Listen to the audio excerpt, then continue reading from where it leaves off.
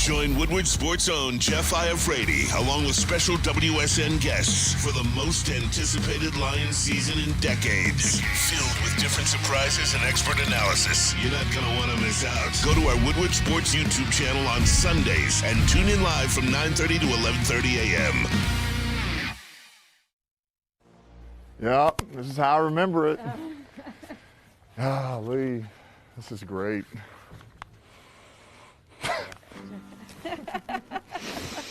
Thank y'all. This is so exciting.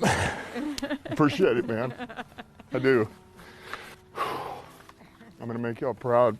Yeah, we are. Let's go, man! Oh, my God. Morning Woodward Show here on the Woodward Sports Network. And it also is a Black and Mild Victory Monday. So we're hanging out. Me, Sam Flannel, KG, JB in the studio. Celebrating something special, boys. In my lifetime, I've never witnessed what happened yesterday. I haven't. Not a lot of people have. I got these fake buffs on, and I got a Black and Mild thanks to JB.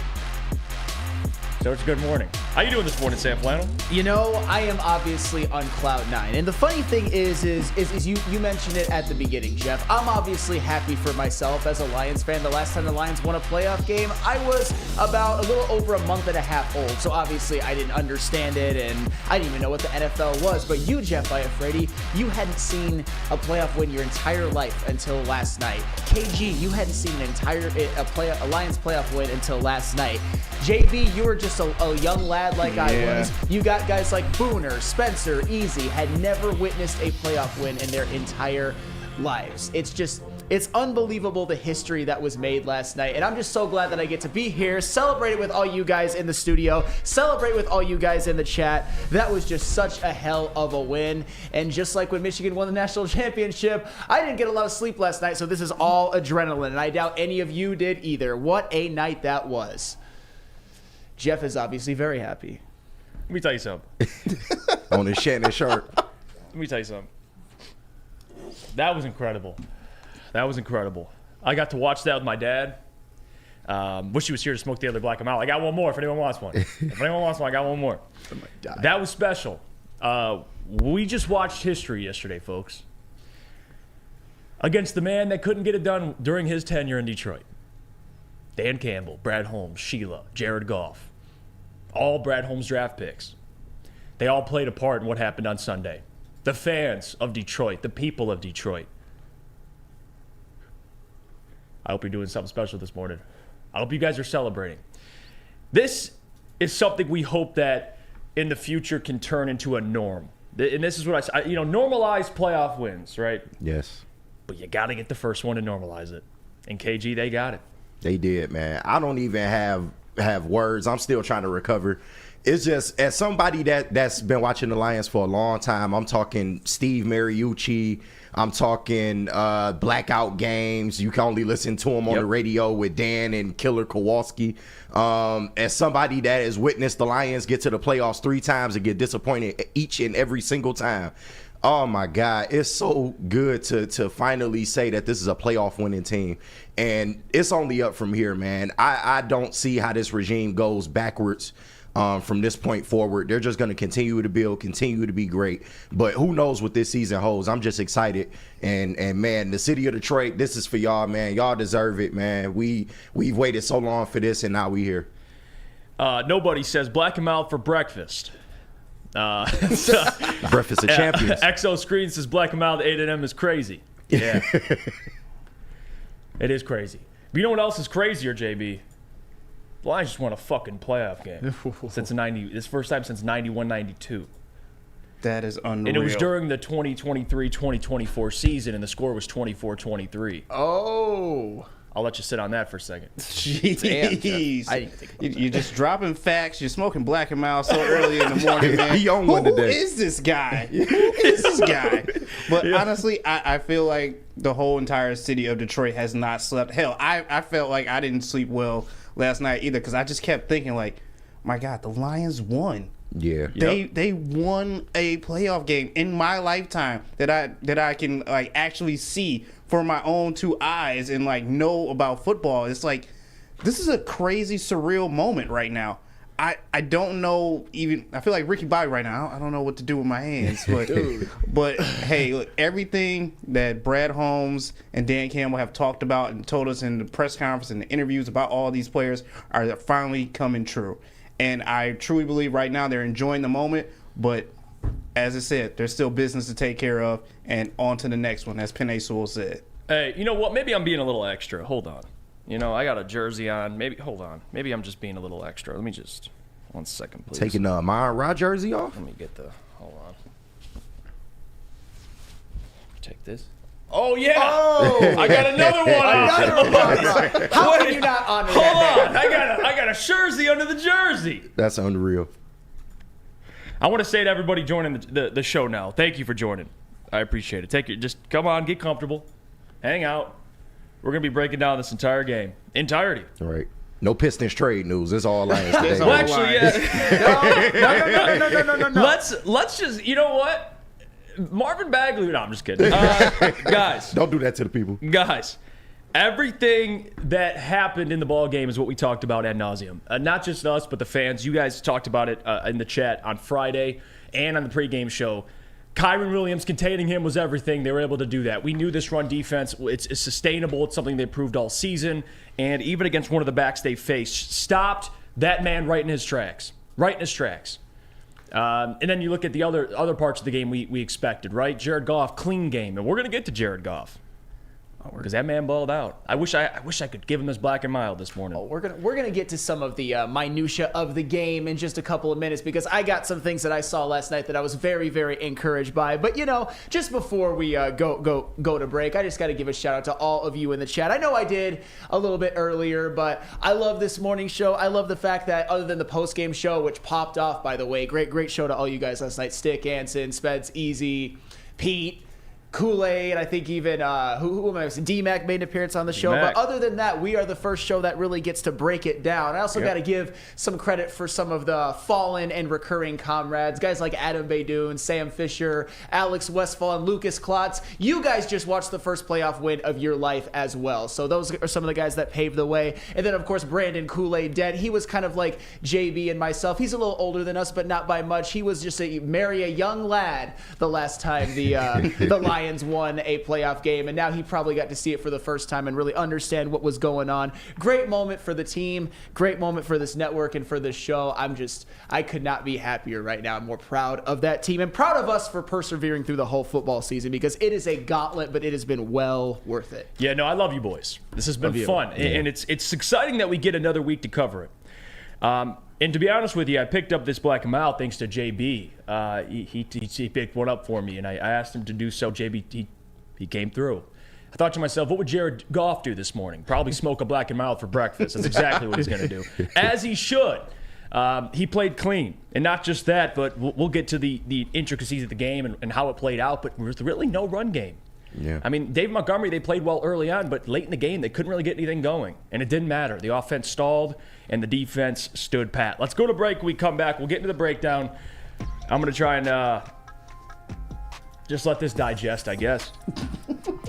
Can we hear about our friends from Lady Jane's? Yes, if you want to get a Victory Monday haircut like I probably am not going to get because I don't want to mess up the juju, but you can come to Lady Jane's Haircuts for Men for an award-winning haircut experience. Register to win a trip of your dreams and all expenses paid suite for the 2024 NCAA tournament. That's right, no expense spared for you and 5 of your best buds. Lady Jane's Haircuts for Men, open 7 days a week. Walk in anytime. It's wicked awesome.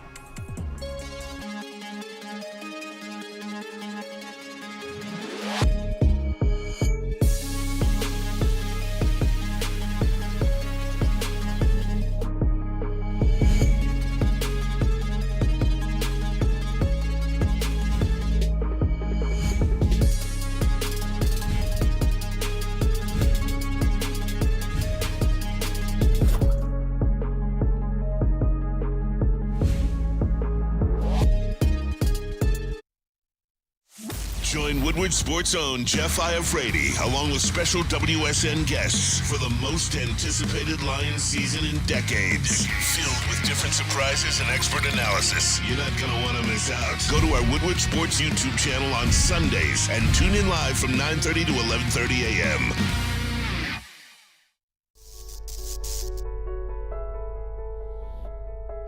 We've just received word. The world's cannabis supply has vanished. The public is outraged and has taken to the streets in response to this tragedy. The individual responsible acted alone, and we can only hope they will make things right soon.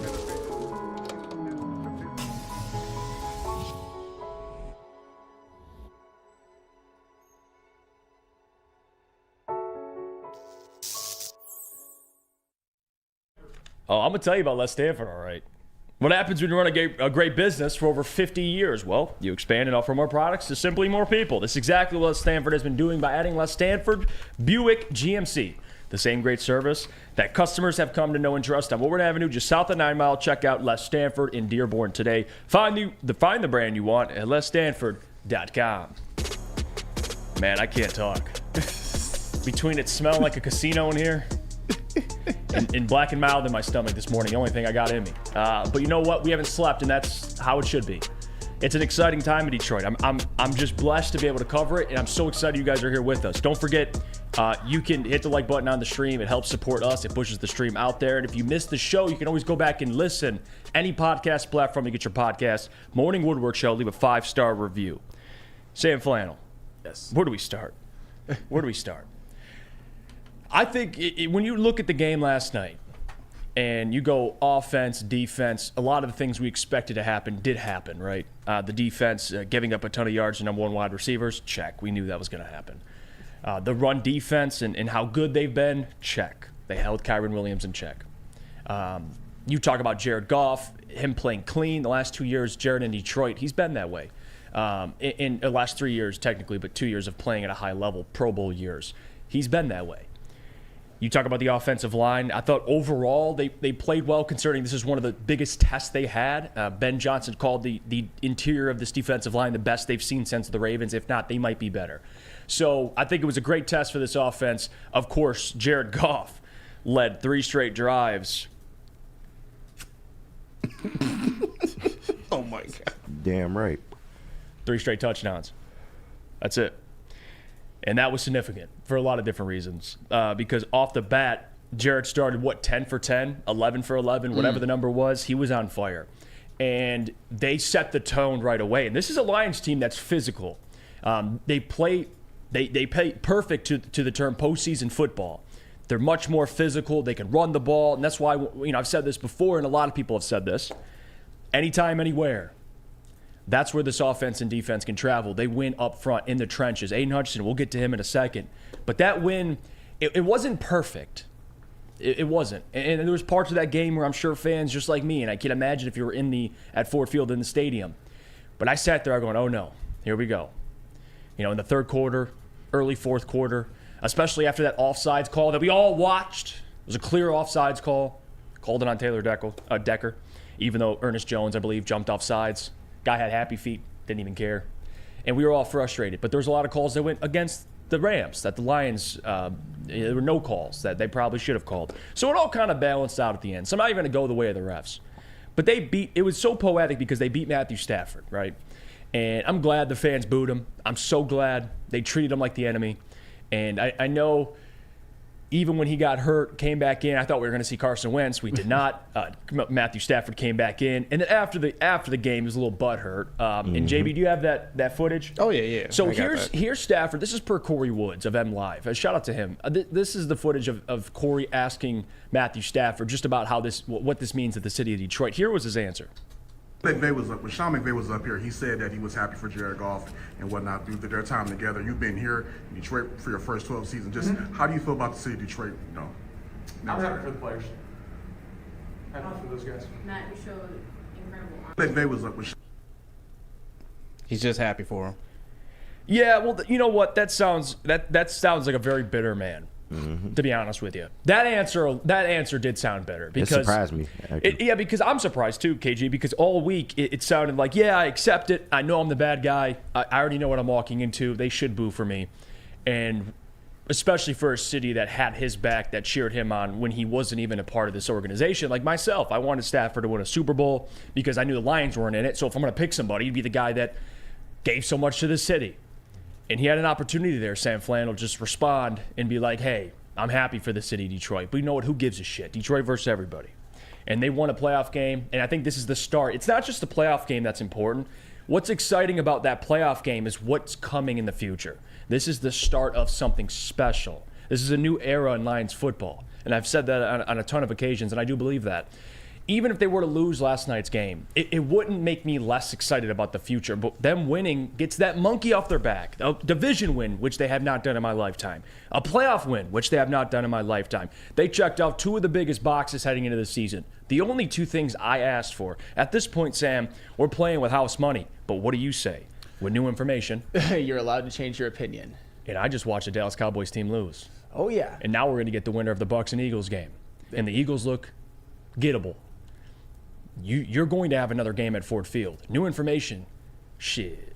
I might change my opinion. And you know what? There is. They might mess around, and make a little run here, Sam Flannel. Absolutely. I mean, there's obviously no such thing as house money when you got a home playoff game against teams that I would say the Buccaneers are inferior, and either be the Buccaneers or the Eagles, who I think now we can say are inferior to the Lions, and certainly are playing terrible as of right now. So that's another game where the Lions are going to be favored. It was just so poetic that the Lions got this first playoff win in over 30 years against Matthew freaking Stafford. And the funny thing is, we were talking all week, and I know I was one of those that was a little bit nervous for that game, and I think the way that game played out, I was warranted in those feelings, but at the same time, the Lions ended up getting that win. And the fact that they got it against Stafford, it kind of shows to how much better that would feel than even if they did it against the Packers, or if they were to do it against, I don't know, the Bucs or the Eagles or something like that. Getting it done against Stafford in that fashion was just absolutely amazing.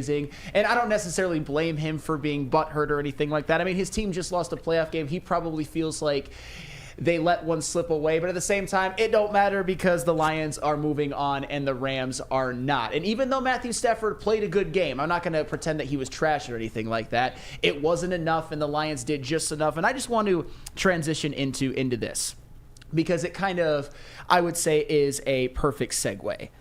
The biggest difference in this game last night was when the Rams went to the red zone, they got field goals. When the Lions got to the red zone, they got touchdowns. This was the complete personification of bend but don't break for the Lions defense. Because I know throughout the first half and parts of the second half, there was a lot of complaining from even myself and even people at the watch party, from people on Twitter just talking about the defense and all of that. But at the end of the day, the Rams, they got a couple of big plays.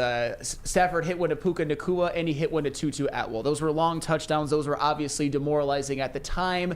But here's the thing. If the Rams turn one of those field goals into touchdowns, they probably win. And you know, when it gets to the red zone, the field shrinks a little bit. And the way that the Lions were able to hold the Rams out of the end zone constantly, just every time they got down there, it was just field goal, field goal, field goal. You cannot get any better than that. And the reality is if the Lions if you were guaranteed that you would only hold the Rams to 23 points, you would take that any day of the week because of how good the offense is. I was never super worried about the offense because I think this is a Super Bowl offense when everything is going right, because the offensive line is obviously the best in the league, best running back duo in the league, all first team All-Pro wide receiver, second team All-Pro tight end. Jared Goff has been playing some of the best football of his career since he's been in Detroit. I wasn't necessarily worried about that, but it was the defense and the way that they were able to step up when the Rams got into the red zone. That was just incredible to me. And you know, another thing that I think got under the radar. Talk to me. Puka Nacua. He played a hell of a game. Let me just give that man his credit. Puka Nacua is going to be one of the best in the game for a very, very long time. He's basically the Rams version of Amon-Ra St. Brown, a fifth-round pick who just basically hit the ground running from the start. Although he's actually had a better start to his career than Amon-Ra did, but he obviously came into a better situation. Unbelievable player. But do you know who was pretty much held completely in check? One Cooper Kupp. Cooper Kupp didn't do a damn thing yesterday. And even with Puka Nacua going off, if you were told that Cooper Kupp was going to finish the game with 5 receptions for 27 yards, you would take that any day of the week. We all knew that there was a very, very good chance that Cam Sutton and Kindle Vildor would get burned from time to time by Puka Nacua. And Puka Nacua, Cam Sutton was burnt toast a couple of times. And Kindle Vildor, he was the one that was actually beat for that Tutu Atwell touchdown. We knew that the outside receivers, especially Puka Nacua, would do a whole lot. But even I said before the game that one of the biggest keys was how they were able to contain Cooper Kupp, because Brian Branch throughout the whole year had done a hell of a job as a slot corner. C.J. Gardner-Johnson even made that big play in the red zone that helped force the field goal. So, and the coverages that they were using against Cooper Kupp pretty much completely neutralized him. So that was one of those pleasant, I wouldn't say surprises, but at the same time, I think it was absolutely huge, because when it gets time to go into the red zone, Matthew Stafford is looking for Cooper Kupp more than anybody. Since he's such like a slot demon, you think that is one of the easiest ways to get one of those 6-yard touchdown passes, but it never happened. Once it got into the red zone, the Lions defense just completely held, and Cooper Kupp didn't do a damn thing. So that, to me, were the two biggest keys, I think, the difference in the game. When the Lions got to the red zone, they got touchdowns. The first 3 drives of the game, touchdown, touchdown, touchdown, red zone, red zone, red zone. When the Rams got into the red zone, field goal, field goal, field goal. And one of the biggest reasons to me was because Cooper Kupp was completely finito. Nothing. Done. Nothing. I'll tell you what. Puka Nakua Pikachu.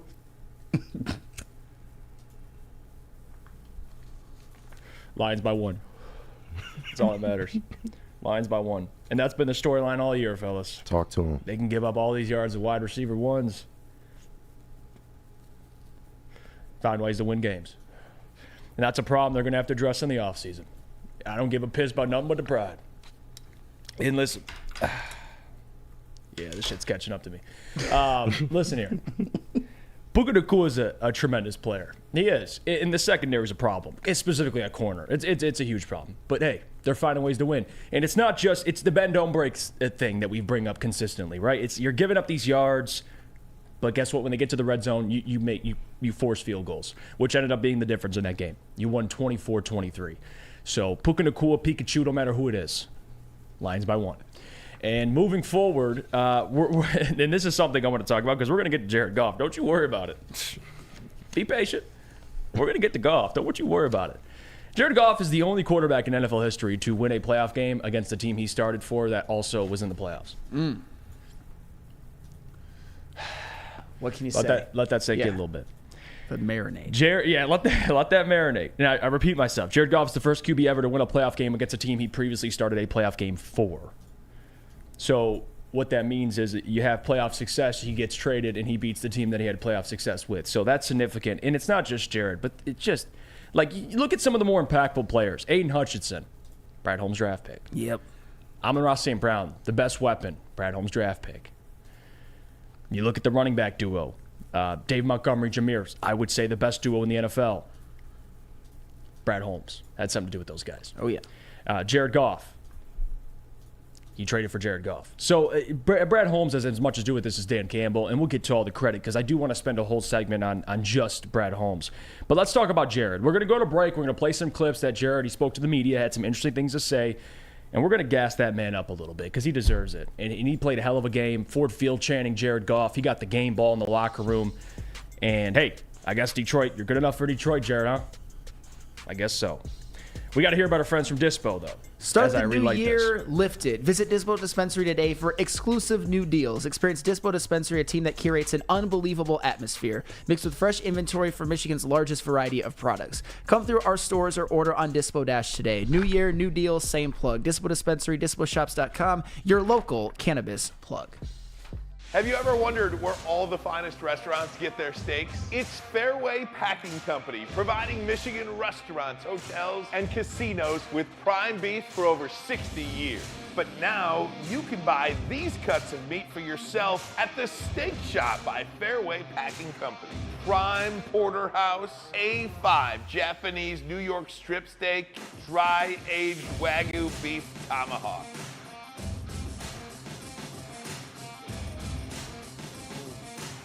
Delicious. Get to the Steak Shop today. Enjoy fine wine, have a private party, and get the finest cuts of meat anywhere. The Steak Shop on Mack Avenue in Grosse Pointe Woods, or order online, fairwaypacking.com. At Planet Fitness, you can get energy without the judgment. Hi, can you help me with this? You don't know how to use it? This is better. Join now through January 12th for just 24 cents down, $10 a month. Never intimidating. Always free fitness training and equipment for every workout. Join today during the Big Fitness Energy Sale for 24 cents down, $10 a month. Cancel anytime. Deal ends Friday, January 12th. Over 50 Metro Detroit locations. Brace yourselves, Detroit. As the sun begins to set, two of Woodward Sports' brightest young stars will be taking the mic for a brand new show. Woodward Nights with Spooner and Broder. The dog days in Detroit are over, and the boys are unleashed. Join in on the banter and hop on the bandwagon of the #1 night show on the internet. Tune into the Woodward Sports YouTube channel every weeknight from 8 to 10 p.m. Woodward Nights with Spooner and Broder. Dreaming of a new home but feeling the financial pinch? Mark White & Associates, your trusted real estate experts, are here to help. Mark White and his team will pay up to $5,000 of your closing costs. That's right, I said $5,000. Call Mark White & Associates today at 248-290-8242 or visit them at markwhitesales.com. Again, call Mark White today at 248-290-8242 to make your dreams come true. Welcome back. Come on in. Come hang out. It's the Morning Woodward Show here on the Woodward Sports Network. Breaking down a Lions playoff win. Yeah, I said that. This is not a prank. Lions won a playoff game for the first time since the 1991-1992 season. It's been 30 years, guys. Hence why I got a black and mild. I know typically, and you look around the NFL, there's fan bases that just experience this every other year. But for us, it's different. For us, it's been a long time coming. And this is a sign that it's different moving forward. I know the NFL is it's not a year-to-year league, right? Everything doesn't happen, linear. It happens. You have injuries and different things happen. But you have to, when you have an opportunity like this, you have to celebrate it because every year is different, right?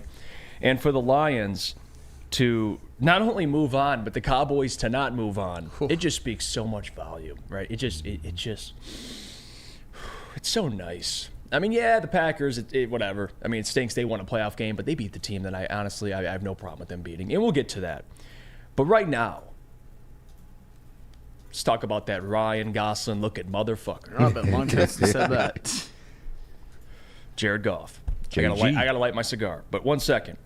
Jared Goff did something yesterday of which I asked. Play a clean game, be efficient, and not only that, he was zipping that thing, zipping it early on. I'm not talking dink and dunks. I'm talking bullets all across the field. You look at that fourth down play in the red zone to Laporta. That took guts. For Dan to call it, and that was one of, again, for people that are like, we have this argument, would you have liked it either way? I was cool with that because of how the game was going. The the Rams' first 3 drives, 2 touchdowns and a field goal. So at that point, you're like, we got to score. We absolutely have to score. And they did. And Jared stood in the pocket, went through his progressions, and found Laporta. And it was a dime. It was a dot. And I will say that. So for Jared Goff, this is a man that's been, discussed a lot amongst media, amongst fans. Is he the future of Detroit? What a hell of a way to make a case. At Ford Field to win their first playoff game, home playoff game, win a division, and to play as well as he did. He didn't blow you. He didn't have Stafford numbers, right? 300-plus yards. But he played clean. He played efficient, and the Lions led the entire game. Like I told you, I didn't need 300 yards. I didn't need 2, 3, 4 TDs. I didn't. I needed that from Jared Goff. That right there is a guy that we know you can win playoff games with. You can win divisions with. All that stuff beyond that, we can have another debate. How much you pay him? Fuck all that. I don't give a damn. We'll save that for another day. Right now, Jared Goff deserves his flowers, and he balled out yesterday. He did. And there was times where he was getting pressure, right? And the offensive line was breaking down a little bit. Panay got beat, which, my God, I thought it was on shrooms. I never see that. Panay never gets beat. I thought I was tripping for a second. And even through all the BS, the run game kind of slowing down in the second half, Jared Thomas Goff stood up, and he stayed pat, and he played extremely well all the way up until the last play, making that throw to Amon-Ra St. Brown and closing it off. It was good. Even though the Lions' offense as a whole took a step back in the second half, and we could discuss that, and that's something they're going to have to fix, obviously. But how they started And then when they needed him at the end, he came up. And that's the true definition to me of a franchise quarterback. You want consistency, right? We'll see how he does next week. But what a way to start. Holy hell. Jared Goff was borderline flawless in last night's game, and that's just facts. He did exactly what the Lions needed him to do to win that game. I mean, what do we always say about Jared Goff when he's? I mean, like the positive things about him. He's a smart quarterback. He makes the right reads. He obviously has a lot of chemistry with guys like Amon-Ra, Sam Laporta, Josh Reynolds. He doesn't try to do too much, especially when they're playing those home games when he's protected. He almost always makes the right decision, and he's made so many big throws this season, including last night, that 4th and 1 to Sam Laporta. He made a couple to Josh Reynolds early on when he was leading the team down to serpent. down to 3 consecutive touchdown drives to start the game. And obviously that throw to Amon-Ra St. Brown on 2nd and 9 when they needed 1 first down to seal the game, and he just zipped that thing in there. Jared Goff was absolutely unbelievable last night. And the thing too that impressed me about that is that, what do we always say about Jared Goff? And I'm just gonna go over this very, very briefly because I don't even wanna bring that up. When everything is perfect, Jared Goff can get it done. Well, last night there were some times where he had clean pockets and receivers were running open, but everything was certainly not perfect for Jared Goff last night, and he still got it done in the most critical spots. The running game, the Lions running game, which had averaged damn near 140 yards per game last night, gave you 25 carries for 79 yards on 3.2 yards per carry. Not ideal. If I would have been told that going into the game, I would have not taken that. I would have been a little bit worried because obviously we know what David Montgomery and Jahmyr Gibbs have done this season, what they can do. But last night wasn't one of their better nights. The run blocking was suspect at times. But Jared Goff, whatever he needed to make the throws and lead his team down the field, he most certainly did that, especially at the beginning of the game. And his second team all-pro tight end, arguably the best tight end in football. He had a touchdown catch, but he was clearly a little bit hampered. He wasn't that involved in the passing game, and I think with a healthier Sam Laporta, he would have been more involved, and I think Jared Goff would have been looking to him more. But still, those are things that are not going your way. And also, as I mentioned before, Jared Goff had some clean pockets, had some open receivers, which he pretty much hit every single time, which is huge for a quarterback. But he was sacked 3 times, he was hit 6 times, and he never really let that rattle him. When he needed to step up in the pocket and deliver a dart, he would do it. When he needed to make the right read and make the smart play, he would do it. He didn't put the ball up for grabs. He didn't throw any interceptions. He didn't fumble, even when he was pressured, even when he was hit, even when he was sacked. And that was Jared Goff on the most important stage. And you mentioned it, Jeff. You mentioned that he didn't.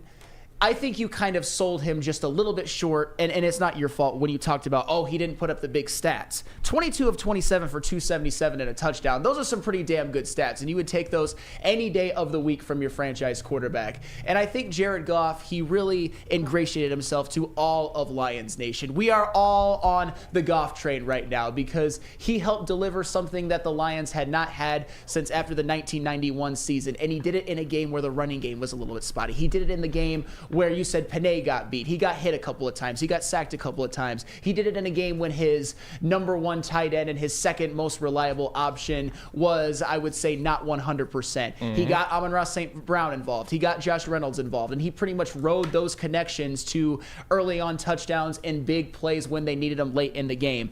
Jared Goff, I doubted you a lot this year, but you showed me something last night. And he really opened my cold heart as well. He warmed it. It grew a couple sizes, like the Grinch. I will say this, Sam Flannel. Yeah. Very well said. Thank you. And I'll add to that. Because you like your quarterback, especially if you think he's a franchise quarterback, to do it on a big stage, right? What bigger stage than not just a wild card game, but at Ford Field for potentially their first win in 30 years? That's a hell of a stage. Before the game even starts, Jared Goff. The amount of pressure this man has on him to deliver, but also to face the team that said, yeah, you're trash. We'll take Stafford. So there's 2 different narratives in that game. And he looked composed, and man, he could have easily crumbled under pressure, and we could have came out here and said, man, that's unfortunate. Jared crumbled.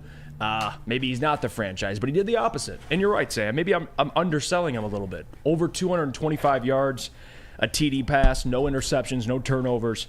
Hell of a game from Jared Goff, JB. Hell of a game. Excuse me. taking a victory sip over here. I apologize about that. No, but you're yeah, good. it's a hell of a game from Goff. And as you said, there were times, I believe Dan Campbell even said in his press conference that he made 2 errors, but he didn't let that stop him. And I'll be the first one to say, hey, down the stretch of that game in the fourth quarter, I got a little nervous. I got a little, I don't know about this. Our defense wasn't really holding up as well as we like to have seen them out there. Cam Sutton, come on, man. You got to get a little bit better at this because Cooper Kupp was making you look foolish out there as well as Puka Nacua. But still, at the same time, you didn't let that stop him. The offense did not stop. They did not slow down. And as soon as they got that first down from Amon-Ra, I knew it sold it. That was it. We got this in the bag. They had no timeouts left. This is it. It is time to celebrate and actually realize that, hey, the Lions are moving on. And hell, who am I to tell them no? Hell, fuck, Super Bowl. Let's do this. Yo, they're going to get another home playoff game. And just a quick... I could get used to the Super Bowl, I ain't gonna lie to you. And just a quick correction, yes, Jared Goff did fumble, but he didn't lose a fumble, so it doesn't go down as a turnover. And you can deal with those. Doesn't count. Yeah, I didn't even see it. It doesn't count. I didn't. Yeah. You know what, KG? When he Blinders. fumbled, I was Stevie Wonder. I didn't see it. You're right. Nope. I didn't see it. fumble? Nope. Never I don't happened. know what you're talking about. What'd you think about Jared Goff yesterday? Man, I can't speak enough to this guy's sorry. I can't speak enough to this guy's character as like a football player, man. He's so resilient and he just fits what we do here so perfectly, man. He I don't know the word, but he exudes grit, I guess you would say. They've never faltered from day one, Dan Campbell and Brad Holmes. They said that this was their guy pretty confidently early on, and a lot of us had questions. Just based off what we seen him play as a Ram. But he absolutely delivered last night. He played one of his cleanest games I've ever seen him play in a Lions uniform. When it all mattered most, he made the throws that needed to be made, and the game was essentially on the offense the whole time. They were in control of it the whole time. You just got to give it up for him, man. And that's why I told you, I know we had the debate about, whether you want to defer, for the coin toss or whether you want to go out there. That's why I said you need to put the offense out there first because that's our strongest unit. And he went out there and delivered and put instant pressure on that Rams team. All right, KG, you were right. Yeah, KG, you were right. KG, you were definitely right. Maybe it was that little bit of that Lions fan talking to me and how this thing could go south. But I feel it. You were right. As soon as they got the ball, boom, scored. Got the ball back, boom, scored. Next time, boom, scored. And that's going to be the reason. If they make this playoff run, which they have an opportunity to, I mean, they'll see who wins, Bucs or Eagles. It'll be because of this offense. We're not going to sit here. I mean, the defense, it's the bend, don't break approach, but the offense is really everything. Yeah. Like, that's how you're going to make this type of playoff run if you expect them to. Let's go to break. When we come back, I do want to have a conversation about Sheila, Brad, and Dan Campbell and what they're building here in Detroit, what the Detroit Lions are becoming. This is exciting, isn't it? We could be talking about some corner from Toledo on why you should be a Detroit Lion, but instead we're previewing the Lions moving on in the playoffs. Let's do it. First, though, our defense is pretty solid, but nowhere near Guardian Alarm, I'll tell you that. No, but how could you expect anyone to match Guardian Alarm? And it's a new year. Let Guardian Alarm offer you customized solutions from real experts. Our professional technicians take the time to recommend security and automation solutions specific to your needs. 24/7 professional monitoring. Call us anytime, day or night, and know that a Guardian team member will stay on the phone as long as needed. Technology backed by people. Your safety and security deserves technology that's been proven to work and people have been proven to care. Call 1-800-STAY-OUT. That's 1-800-STAY-OUT. Guardian Alarm, your local security experts. At work and at home, we're there with smarter security solutions. Featuring complete automation with customized alerts and more. For over 90 years, we've been the company that's been counted on to protect what matters most, all with personalized service and care. Right now, for a limited time, receive a free video device plus free installation with a new home system. Guardian Alarm. We protect Michigan. Now, coming to Woodward Sports, Woodward and Main Street, the Woodward Sports Network Detroit Lions Show. Let's go! Catch Gabrielle D. Phillips, Matt Broder, and Terry Foster for all the latest news on your Detroit Lions every week. Only on the Woodward Sports Network YouTube channel and woodwardsports.com. Planet Fitness, you can get energy without the judgment. Hi, can you help me with this? You don't know how to use it? This this is better. Join now through January 12th for just 24 cents down, $10 a month. Never intimidating. Always free fitness training and equipment for every workout. Join today during the Big Fitness Energy Sale for 24 cents down, $10 a month. Cancel anytime. Deal ends Friday, January 12th. Over 50 Metro Detroit locations.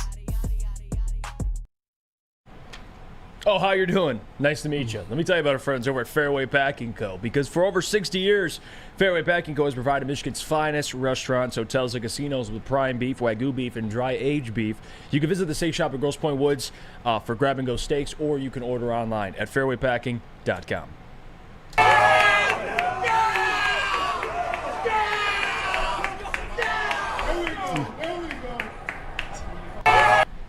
Look at that, man. Yo. Brad Holmes, and he has every right to be excited. Every right to be excited, because this is what he built. He helped build, certainly. I'm going to read this comment. Tony Till says 3 points in the second half, and you're giving Goff his flowers. My man, like, trust me, that's a whole nother issue. This offense only scored 3 points. No one's denying that. But if you sit here and your takeaway is not that Jared Goff played well, then I don't know what you're watching, to be honest with you. Because if you watch at least the first half and towards the end of the game, Jared Goff played extremely well. Again, no one's asking this man to throw for 350 yards and 4 TDs. That's not who Jared is. And quite frankly, I didn't really need him to be. He did everything he was supposed to do last night. So I think it'd be a little ignorant if we opened up the show and said how Jared Goff did not play well. If that's your takeaway, maybe you're Stevie Wonder. Maybe I was making a joke about someone else. Maybe it's you. Because I don't know what game you saw that I did not.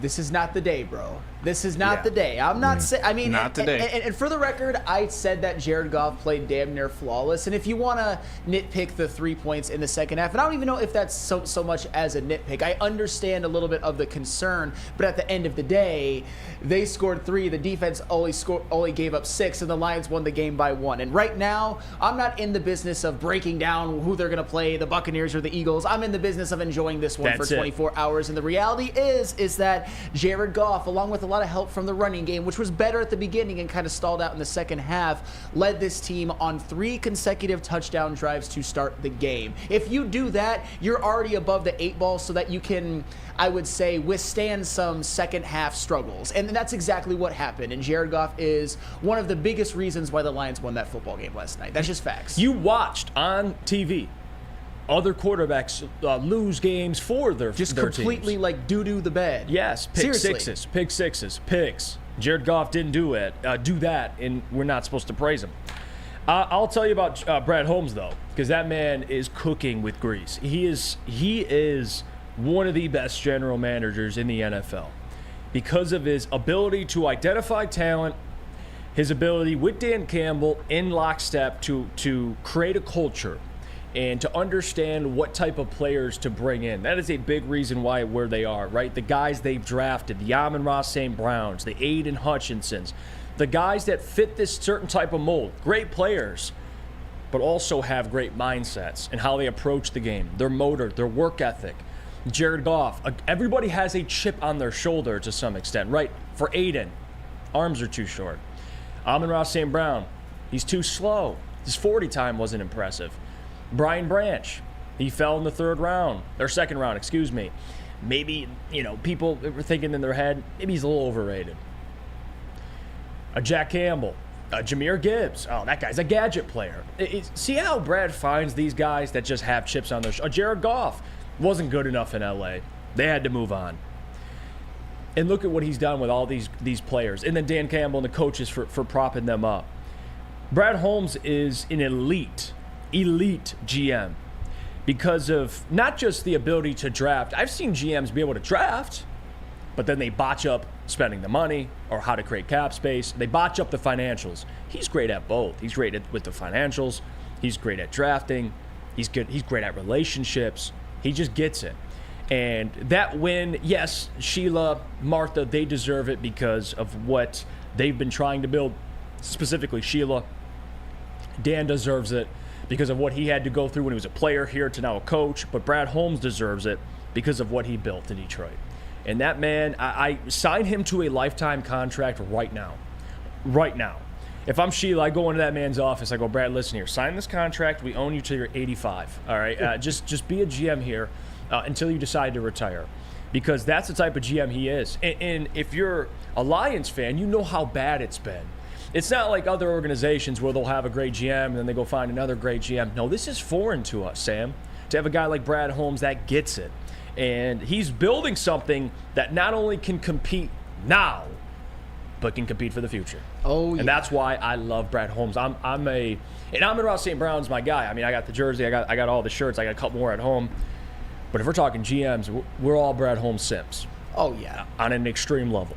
Well, and we all know this. One of the ways that you compete now and compete in the future is you draft extremely well, and that is what Brad Holmes has done.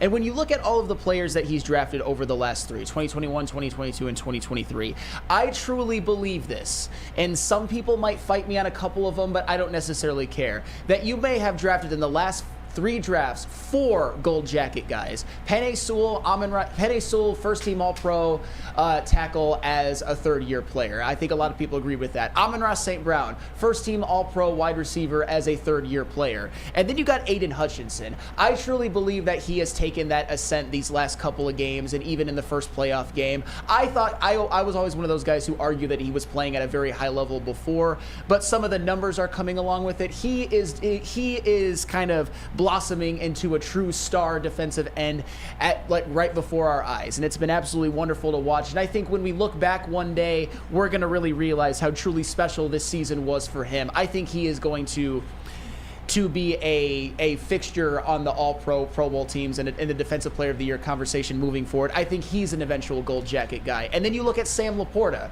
and I don't think I'm going to get a lot of pushback from that one. Shout out to Lucas Klotz, by the way, who was the second team All-Pro tight end as a rookie, had one of the best rookie tight end seasons of all time. So those are 4 guys that I think right now are already either stars or superstars and can develop into gold jacket guys. And then you look at some of the other ones, like Brian Branch, who's had a hell of a rookie season. I would argue probably their most impactful defensive back throughout the whole year. You look at Jahmyr Gibbs, who was just, I wouldn't say a revelation as a runner, but everybody kind of thought, I don't know if he can handle a huge workload or anything like that. And it's not like he was the number 1 running back for the whole season, but when he needed to, he had a couple big 100-yard games, and he had 5.2 yards per carry, 10 rushing touchdowns, over 940 rushing yards. Absolutely unbelievable. A guy like Aleem McNeil, who really stepped up big this season. And then you go to another level of draft picks. You go to guys like Ife Melifonwu, who stepped up huge at the end of the year. Kirby Joseph, who has had his struggles at times, but has made a lot of big plays. And even in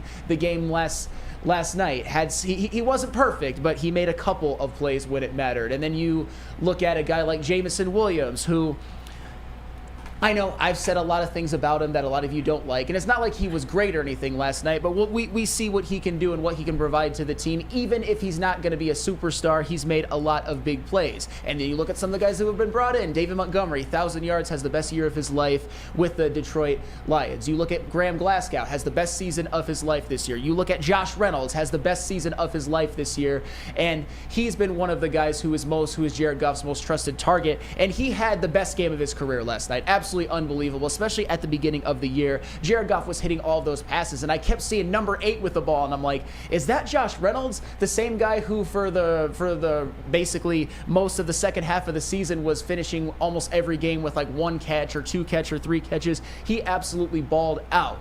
And I think that is going to continue on into 2024. Brad Holmes is going to get even more cap space to work with. He's going to get another draft to work with, and they're just going to keep acquiring talent to supplement this team. But what has already been done in just 3 seasons has turned a team that was an absolute dumpster fire. Even in Dan Campbell's first year, 3-13-1, but we kind of saw that they were building something. And then we saw what happened at the end of last season, a 1-6 start, finished 9-8, and then this year, 12-5 division winner and a first playoff win. That can only be done with just phenomenal drafting and then a couple of nice little free agent signings that, you know, with not a lot of money, you're able to sprinkle in and get a lot of value for not a lot of money. So Brad Holmes, I would say right now, I don't know if he's the best GM in football. You know what? Fuck it. He's the best GM in football. For what he's done for this Lions team, I'm already ready to say that. I don't even care. Yeah, he's definitely up there. I mean, look at the last 3 draft classes for Brad Holmes. He walks in the door. First draft, Penei Sewell, franchise tackle. He'll be here for the rest of his career, hopefully. And I think he'll be, if we're talking Hall of Famer, I know he gets thrown around, I'd bet on Penei Sewell. Amon-Ra St. Brown, boom. Those two guys, Ali McNeil, Derek Barnes, a contributor, Iffy, hell of a player. Jerry Jacobs, who's on IR. But still, that's the 2021 class. I know Jerry was an undrafted free agent, but they brought him in. But Panay, St. Brown, Ali McNeil, Iffy. Boom, at Derek Barnes.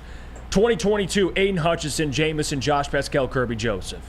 Just naming some key players. Not every pick, but just a couple.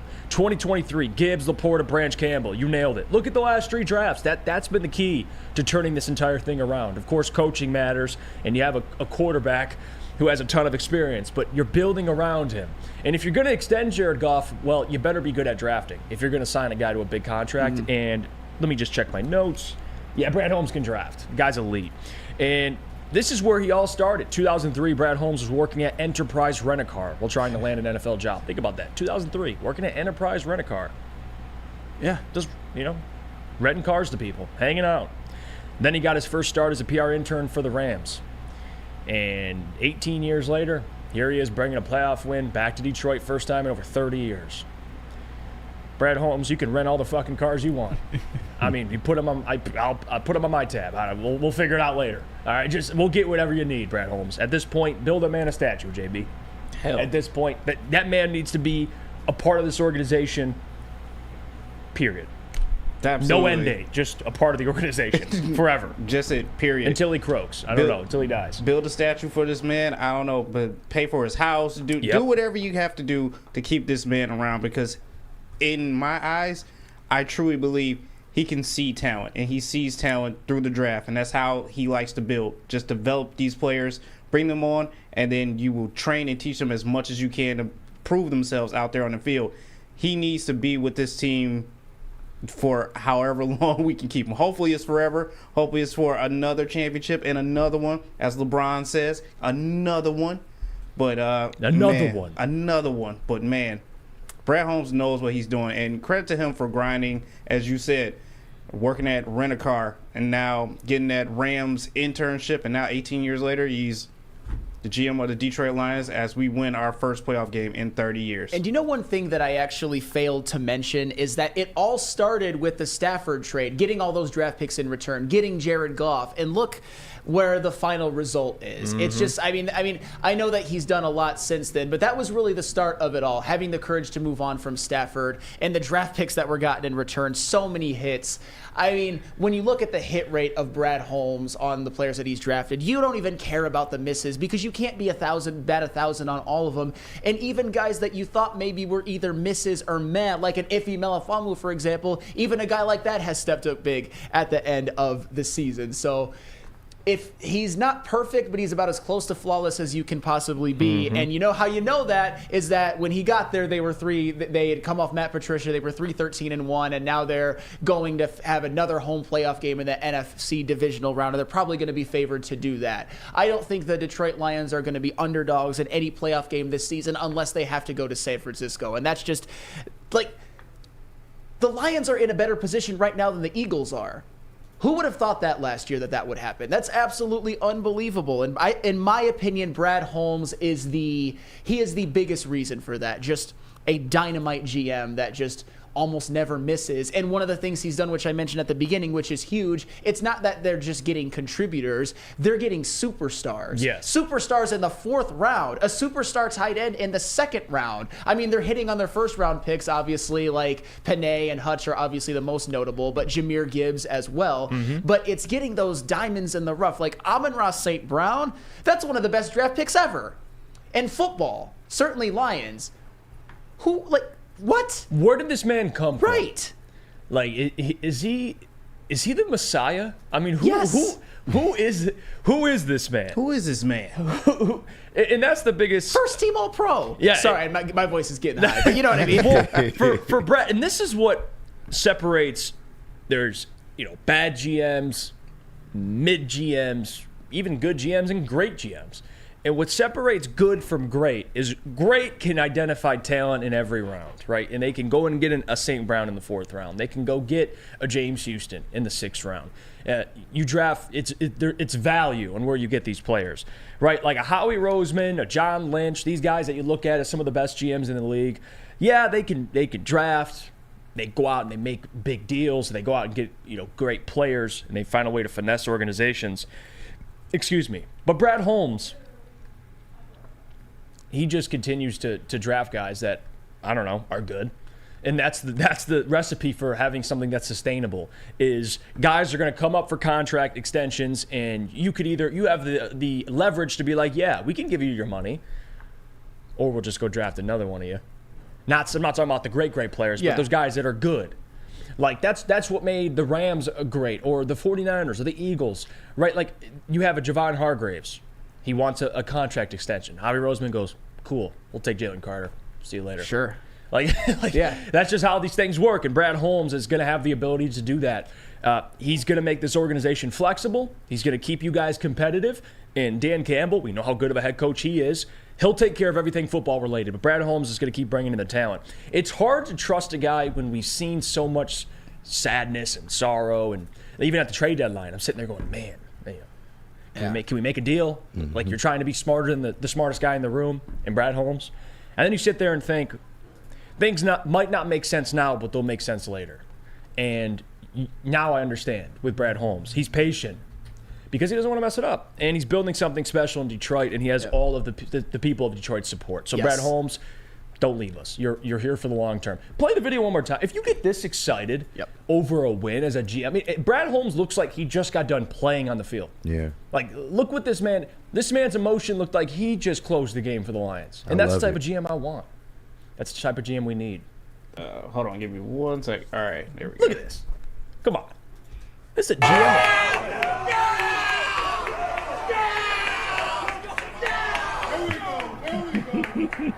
I'm sure we all felt like that. I mean, wherever we were watching this game, just wanted to scream out because we haven't seen this in so long. Well, I love it. And another thing that Brad Holmes did, and it's so funny because you can talk about all of the great moves that he's made, and then you're like, wait a minute, I completely forgot about this one. He brought in Alex Anzalone back in 2021, and obviously Alex Anzalone was a guy, especially in 2021 and for parts of 2022, that the fan base was, I would say, split on. I think a lot of people wanted him gone, didn't think that he was a starting linebacker in the NFL, but he showed some things last year, and he was rewarded with it with a contract extension, or a new contract, whichever it was, and then he has the best season of his life this year. So that was another Brad Holmes diamond in the rough. There was one point where I was like, if Alex Anzalone is your starting linebacker, your defense isn't going to do anything. And now I'm just like, Alex Anzalone has probably been the second or third most valuable member of this defense after Aidan Hutchinson and maybe like a Brian Branch or something like that. So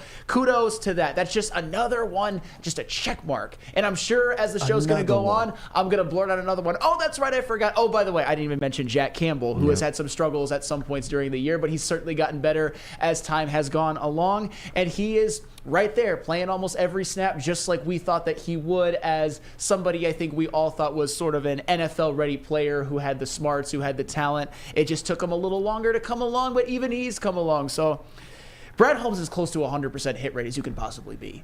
Yeah, unbelievable. This man don't miss. He don't miss. He really doesn't. KG, Brad Holmes. Don't miss. Man. I mean, he's different. I think his best quality, aside from like evaluating talent, is his fearlessness, man. He goes against the grain. I think, like you said, a lot of fans have had questions at times, like during the draft, why are you taking Jahmyr Gibbs? Why are you taking a linebacker that high? He got hella backlash for that, but look how it panned out.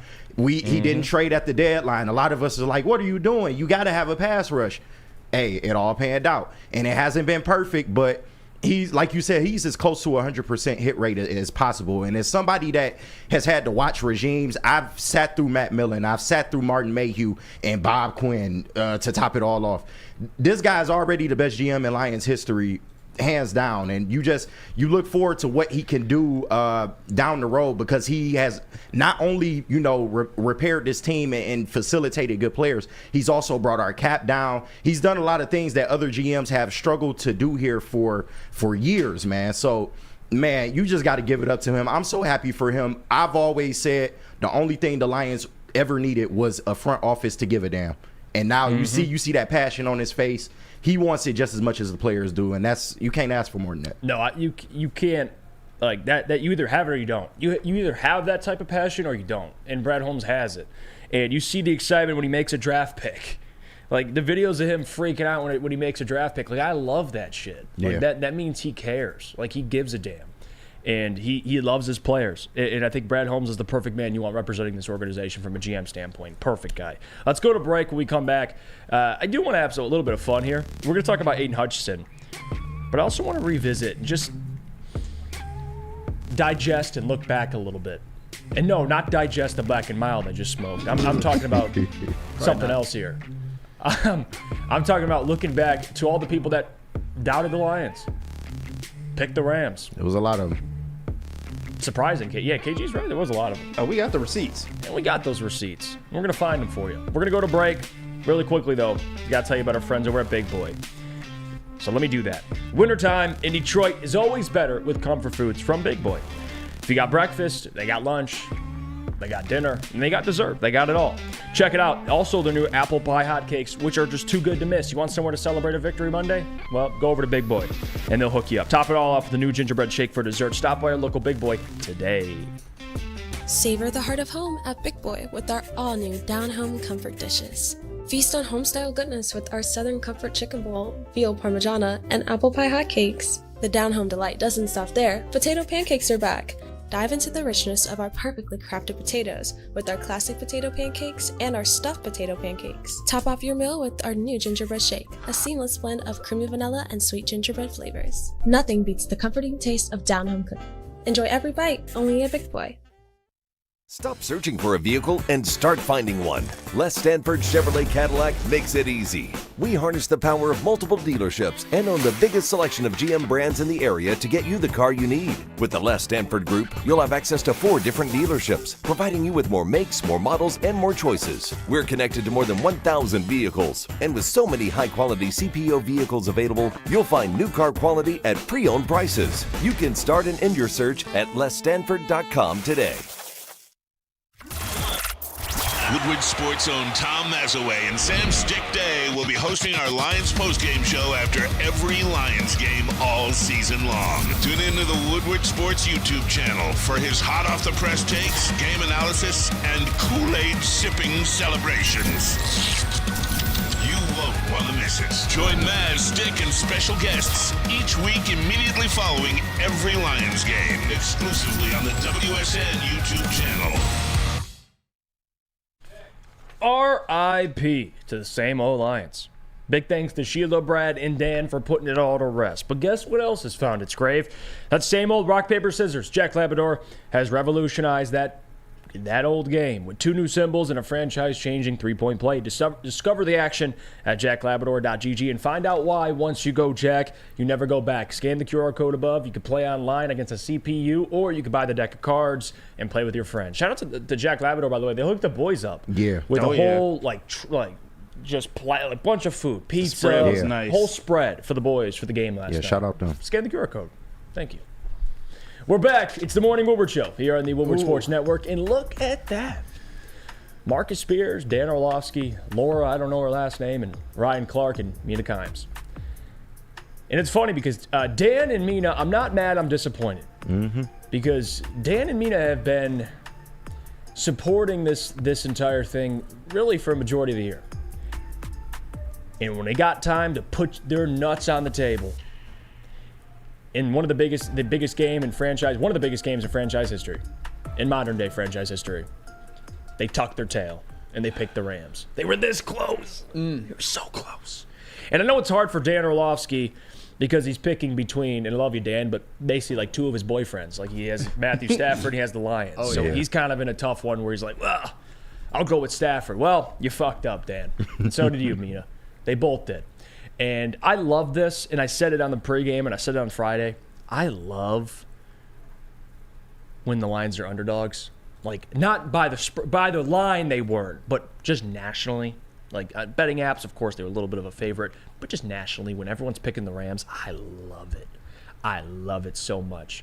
Because I knew this Lions team, that's bulletin board material, and they showed up that way. So, hey, I'm glad they picked the Rams. I love it. Makes this win even better. It does. You can tell, and I know that I'm not saying that they don't watch the games or anything like that, but that none of them are quite as invested in the Detroit Lions as we all are, which is understandable. I get that, but I don't know how you could look at that matchup and have all 5 of them pick the Los Angeles Rams. I understand that if you want to say that Matthew Stafford and Puka Nacua and Cooper Kupp will cook the secondary, I understand that. Matthew Stafford and Puka Nacua certainly did, but at the same time, the Lions were at home. The Lions are the better and more complete team, and they showed it. I know it was only a 1-point win, but when it was time to make the winning plays, the Lions did it more often than the Los Angeles Rams, especially when it comes to red zone offense. So I think it might have just been a matter of haven't seen the Lions do it yet, and until they do it, I'm going to pick against them. But anybody who objectively was analyzing that game, I'm not saying that you had to pick the Lions,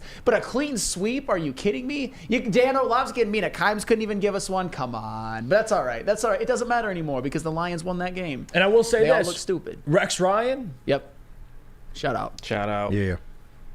That man was fighting a horde on that show. He was. He's by himself. Everyone's laughing, not taking him serious, and he's trying to argue why he thinks the Lions are going to dominate. And they didn't dominate, but he felt comfortable picking the Lions to win. And Rex Ryan, you knew.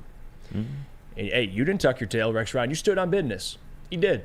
He stood on business, and it panned out that way. Let's talk about Aidan Hutchinson for a second here, because Aidan, this guy's on a tear, and at the right time, too. What Aidan did yesterday, 2 sacks against the Rams, ties the franchise record for the most sacks in a postseason game, along with Anza and Sue. And that was both in 2017 for Anza and, of course, 2015 for Sue. So it's been a minute. It's been, around almost basically 7 years since the last time that someone did what Aidan did yesterday. And guess what? He's in his second year. He's in his second year. Talk to him, and he's making plays. So I'll tell you one thing, man. Aidan Hutchinson, that dude, he's up and coming. And we talked all year, me and you, Sam, about the pressures and the impact. And I never discounted his impact, but what I did say is, man, these sacks got to come eventually. And boy, are they. Last 3 games, he has, 7 sacks? Yep. He had 2 sacks against the Cowboys, 3 sacks, and now you got another 2 sacks. He's a bunch of tackle for losses. He's wrecking games by himself. And this defense still needs help, Sam Flannel, but you know what helps? Even though that this defense needs corners and they need some help in the secondary, you know what helps? When you have a guy that's in Stafford's face every single play. And that's I think he tied or broke his career win rate. So he was dominating one-on-ones at a rate he's never done before. So he picked the perfect time to show up. He did. Aidan Hutchinson was the single best and most impactful defensive player of the entire playoff weekend. A weekend that included Micah Parsons, Myles Garrett, and Chris Jones. Aidan Hutchinson was simply phenomenal. And the thing about him, too, is I'm not trying to discount all of the rest of the Lions players, but he's been doing a lot of what he's been doing throughout the whole year. He's been getting to the quarterback despite not a ton of help from his friends, but it was fine because Matthew Stafford, at this point, he sees Aidan Hutchinson in his nightmares because even when he didn't get a sack, and I know one of his sacks, Matthew Stafford tripped and Aidan Hutchinson just touched him down, but at the same time, of course it was Aidan Hutchinson getting back there first because he's done that all season long in pretty much every game. Hutch was phenomenal. The amount of bad throws that he forced due to his pressures was just, it was simply immaculate. I can go through a few of them right now. Aidan Hutchinson on the first drive for the Los Angeles Rams on 2nd and goal from the 6. Aidan Hutchinson's pressure forces a bad throw. On the first drive out of halftime for the Rams, when they got the ball back with a chance to go down and take the lead, on a critical 2nd and 10, Aidan Hutchinson gets a sack, and on the next play, Aidan Hutchinson gets a pressure that helps force an incomplete pass. And then another big pressure during on the game when the Rams were going into, I believe they could take the lead or tie. I think it was either take the lead or tie. I think they were down 24-17.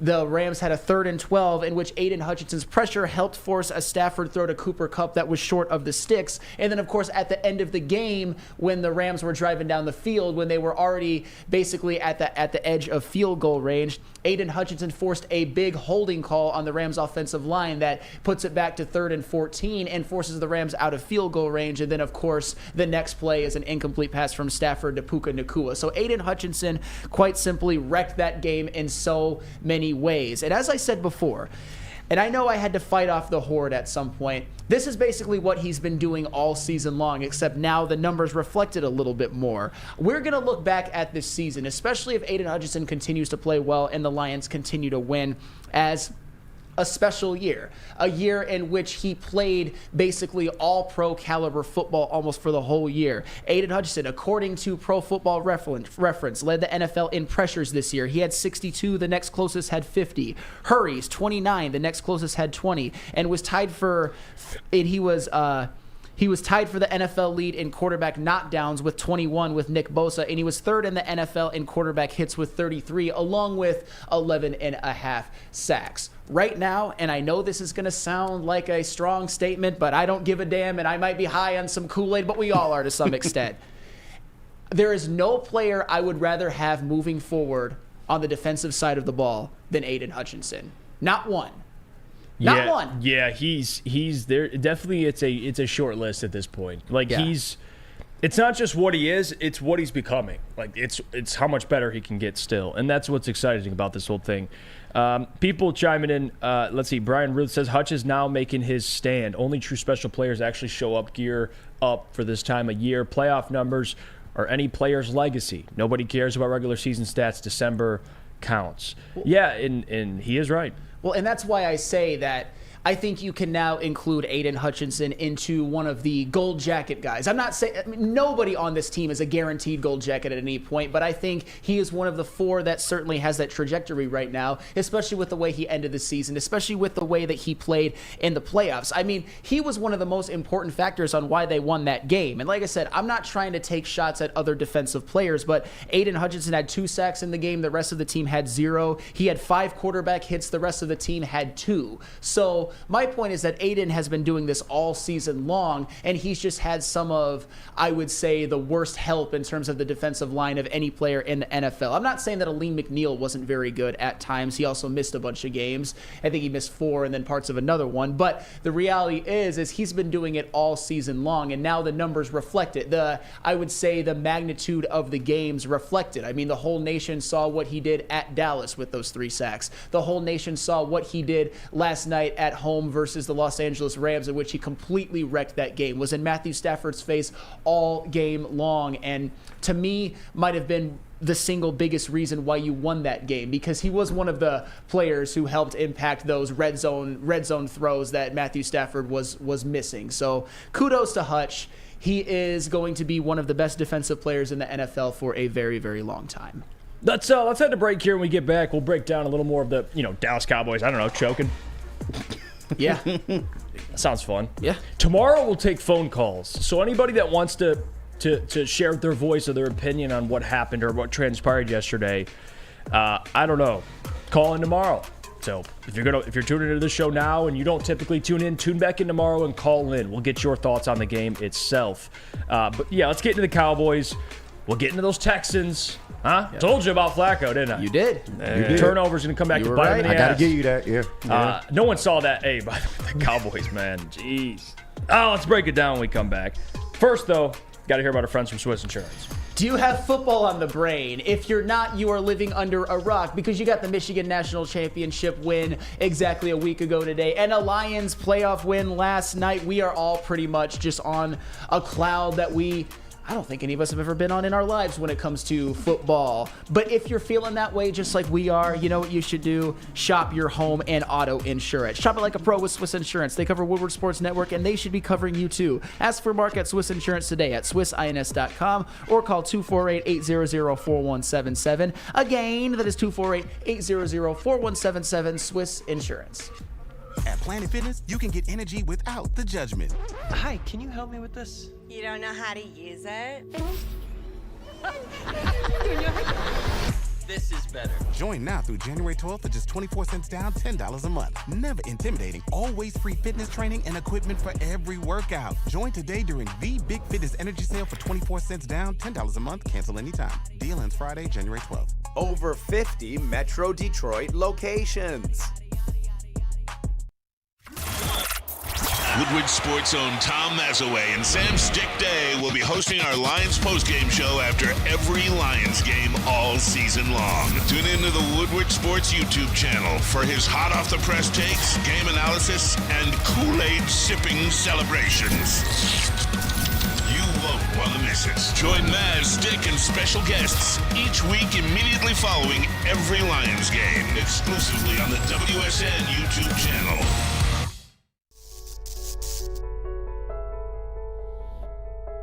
We've just received word. The world's cannabis supply has vanished. The public is outraged and has taken to the streets in response to this tragedy. The individual responsible acted alone, and we can only hope they will make things right soon.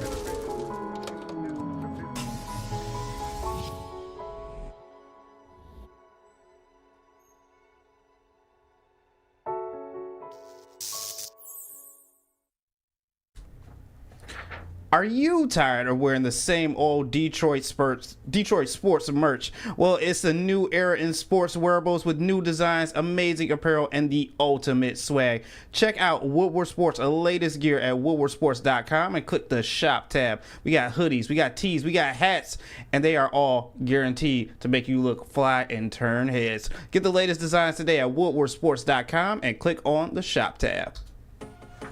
We're back. It's the Morning Woodward Show here on the Woodward Sports Network. Thank you guys for tuning in. What a show, man. What a show.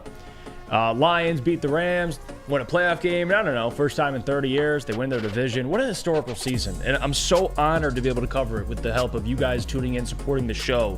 And I got my guys here in the studio, Sam Flannel, KG, JB here with you. Don't forget, hit the like button. It does help the stream. It pushes it out more. And on top of that, by the way, we are setting the tone for the network with the like button, so that's why I've been pushing it. We're going to set the tone today. The other part of it is, if you missed the show, you can go back and listen. Morning Woodward Show, any podcast platform you get your podcast. Let's talk about them Cowboys, boys. Let's do it. What about them?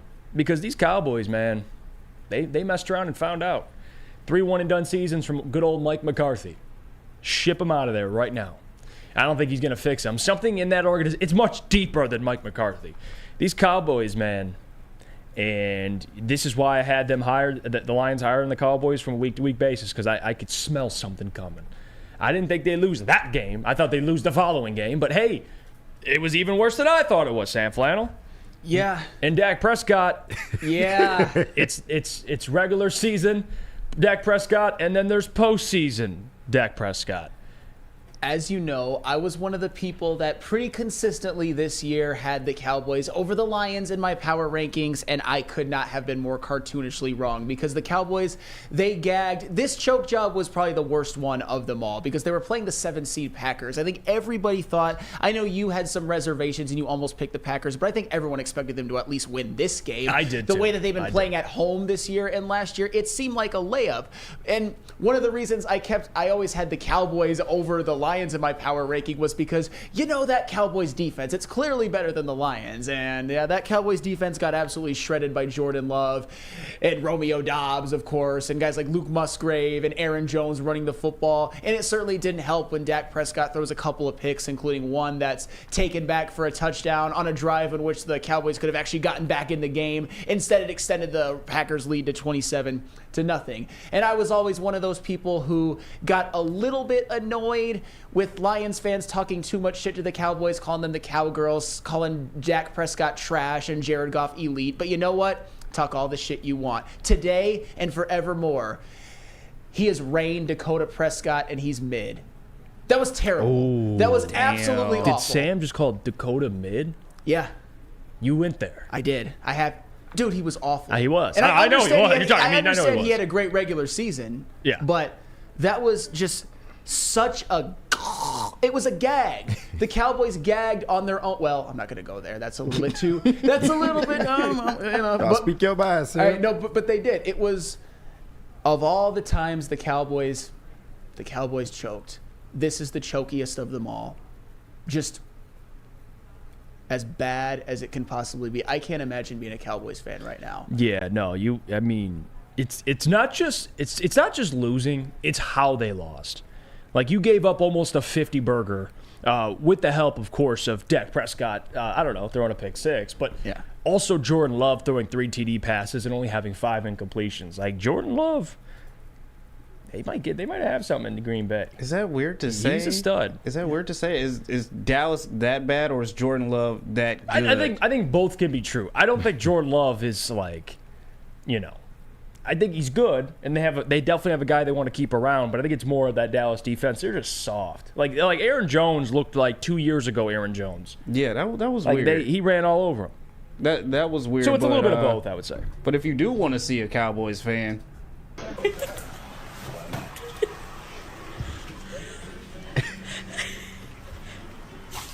Get out. Yeah. Get your fucking ass pizza. Fuck. Yeah, we all been there. It's funny, you see videos like that. I have no sympathy. Like, for all the shit we had to go through. Like, yeah, deal with that. We've been to the same amount of NFC Championship games since I was born. Congratulations. So, say all you want, America's team. Your ass cheeks. Yeah. Until proven otherwise. Incoming Bill Belichick to try and save them. Not only was that the Cowboys' worst choke job that they've had, certainly in this era, to me, I can't remember. I mean, I'm sure it's happened. I know that it's probably happened even recently, but a higher seed, a 2 seed falling that bad to a 7 seed, I mean, the Cowboys got a couple of garbage time touchdowns to make it look even closer than it actually was. That was basically a 20-something point loss at home to the Packers after going undefeated this season at home. After they had like a 16-game home winning streak, and then they lose at home in the playoffs to the Packers. I thought that was an absolute layup. I thought that it was going to be a blowout the other way, that the Cowboys would win that game, and then maybe they'd play the Lions and lose to them, but now the Lions have another game at Ford Field, courtesy to the Packers and courtesy of the Dallas Cowboys, just gagging. It was actually kind of interesting to watch. I couldn't believe what I was seeing. But at the end of the day, I'm just happy that the Lions, I know some people wanted the Lions to get another chance to go to Dallas, and I understand that sentiment completely, but I think going on at home in Ford Field and maybe getting a chance to face the Tampa Bay Buccaneers, that is the more advantageous matchup, I would say.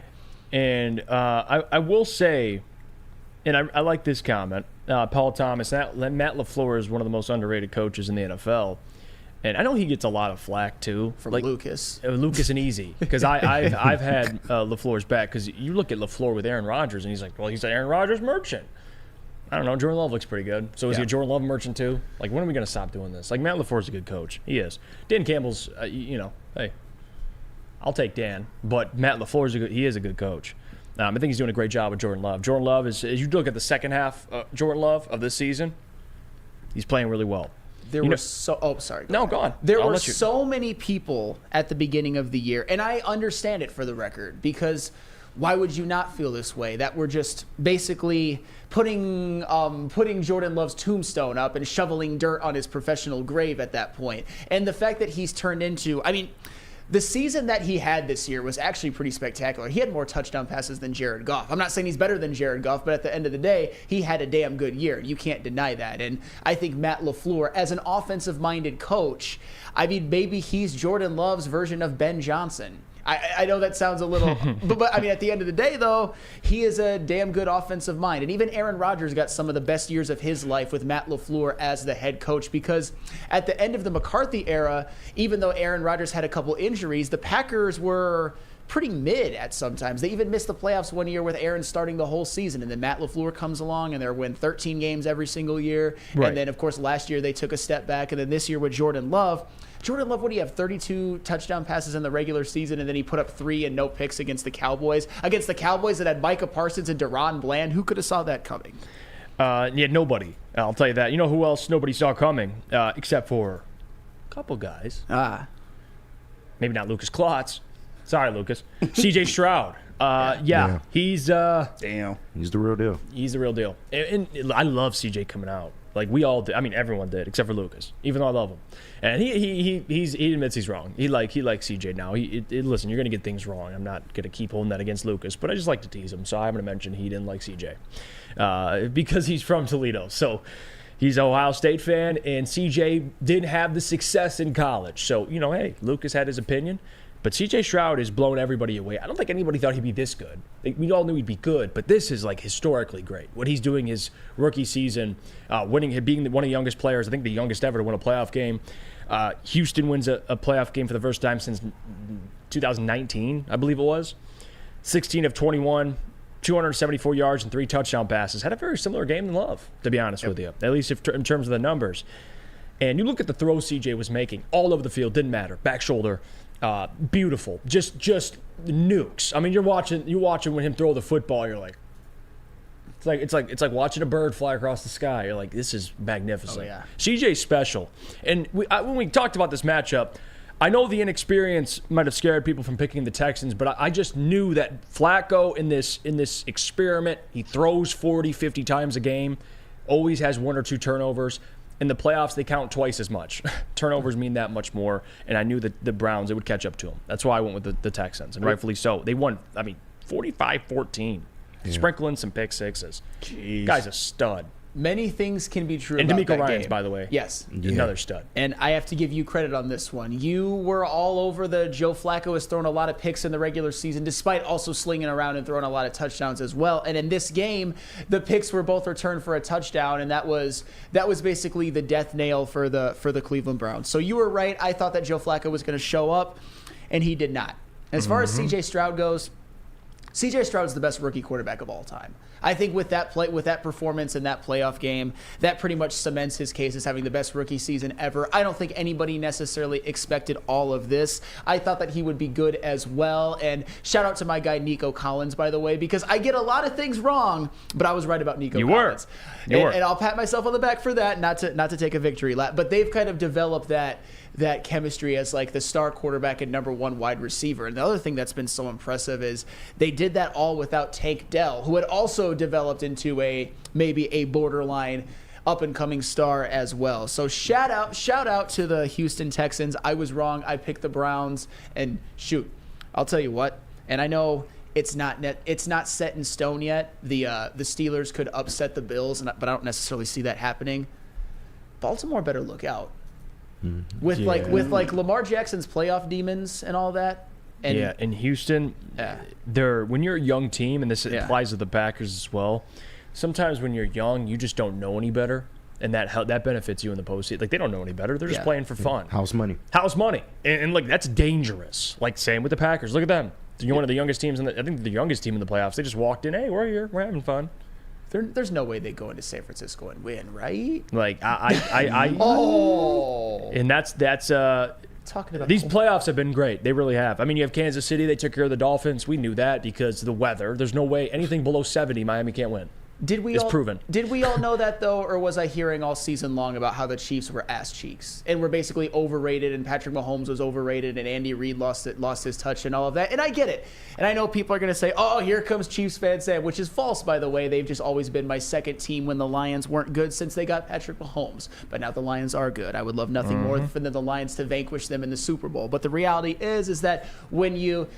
I get it. The Dolphins were going into very cold weather, which I predicted they would falter because I think they're kind of a soft team, especially without their 3 best pass rushers. But you can never count out the Chiefs in the playoffs. You can never certainly count out the Chiefs at home in the playoffs. I mean, right. Patrick Mahomes wasn't perfect. They had some struggles getting touchdowns instead of field goals, but he played very, very well. Rashee Rice, your guy, is developing into maybe their number 1 wide receiver. Travis Kelce, he had a big drop early on, but he kind of came back from the dead a little bit. And what do we always say about the Chiefs, or what have I always said? That is a Super Bowl level defense led by guys like Chris Jones and George Karlaftis and Trent McDuffie and L'Jarius Sneed and all of that. Aww. So, yes.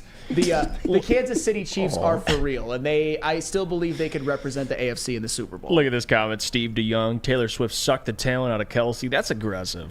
Kelce played pretty well yesterday. I mean, but that's is he lying? That's right. That's an aggressive comment. Oh, yeah, he might not be lying though. And oh, by the way, man, Tua Tagovailoa is not good.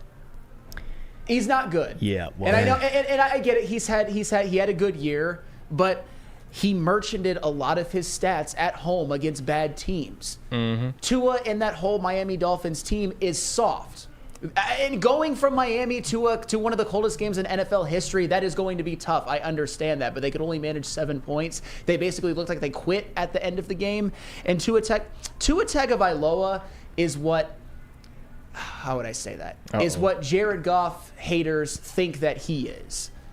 And I get it. For a lot of the year, I thought that Tua Tagovailoa was better. And I think if Jared Goff had to go in sub-zero weather, that might not necessarily go. And let's just get this clear: no quarterback likes playing in -4. There's no quarterback that's like, I thrive in these type of environments. But you're right; some quarterbacks just completely grumble. Well, some man in that game actually did kind of thrive to some extent, and that's why he is going to go down as the greatest quarterback to ever play the game someday. Yeah, he's top 5 already. Yeah, there's and that's Mahomes, who you can't. Yes. There's only one of him, so and maybe Josh if they would have played, but hey, they moved the game to today at 4:30. Yeah, man, I would have. Interesting. So let's head to break here. I want to mention this comment because this was asked. Honolulu BS. Did we talk about Stafford concussion yet? He had 2 eyes and hands for a second. NFL got to answer that one.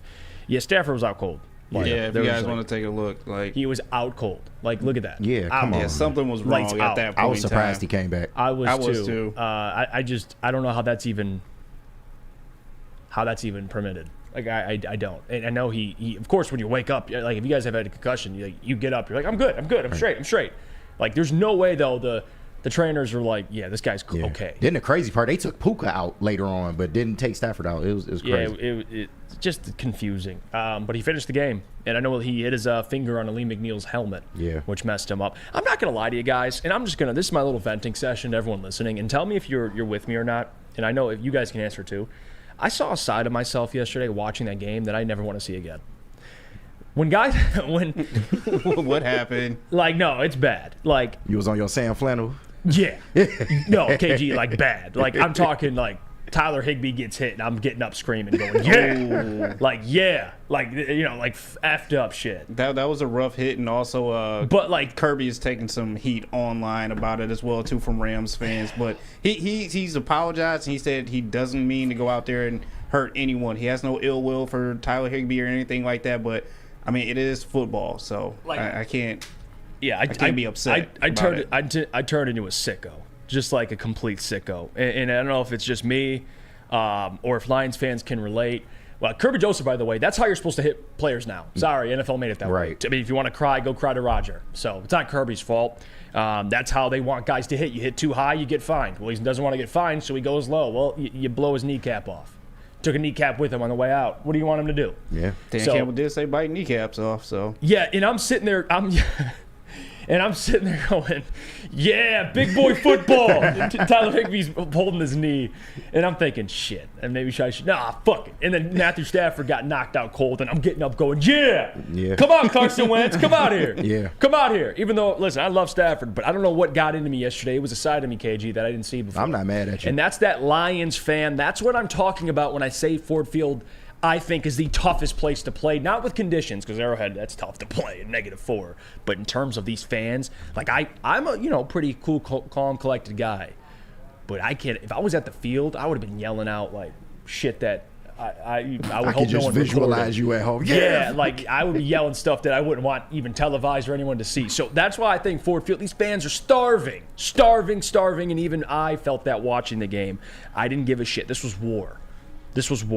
And the Rams were standing in the way. Kyron got hit in the head and got taken out with a concussion. He was in protocol for a second, and I'm going, good. Bring in Ronnie Rivers. I want every advantage we can get. I don't give a damn. I'm starving. I want a playoff win. All right, let's go to break. We come back. We'll get to what's starting with JB, and then we'll get to mailbag. So save your questions for 9:50. We'll try to answer as many as we can. The first, though, I got to tell you about our friends over at Planet Fitness, because maybe Tyler Higbee needs Planet Fitness. Work out that knee a little bit. It's the home of the judge and free. Well, not now. In 9 months, guys, when he gets back. Too soon. Relax, all right? Just easy. By the way, prayers to you, Tyler Higbee. I had him in fantasy last year. He helped me out a lot. Hold'em judgment-free zone, where anybody can feel comfortable and work on their fitness goals. You'll experience a squeaky clean gym that has tons of equipment, a full body workout in just 30 minutes, and all memberships include fitness training. You'll get all this for just $10 a month. No commitment at all. No matter where you are, there's a Planet Fitness close by. There are more than 50 in Metro Detroit and thousands more throughout the world. Come to Lady Jane's for an award-winning haircut experience and register for a once-in-a-lifetime opportunity to win an all-expenses-paid suite for the 2024 NCAA tournament for you and 5 of your best buds. Lady Jane's open 7 days a week. Walk in anytime. It's wicked awesome.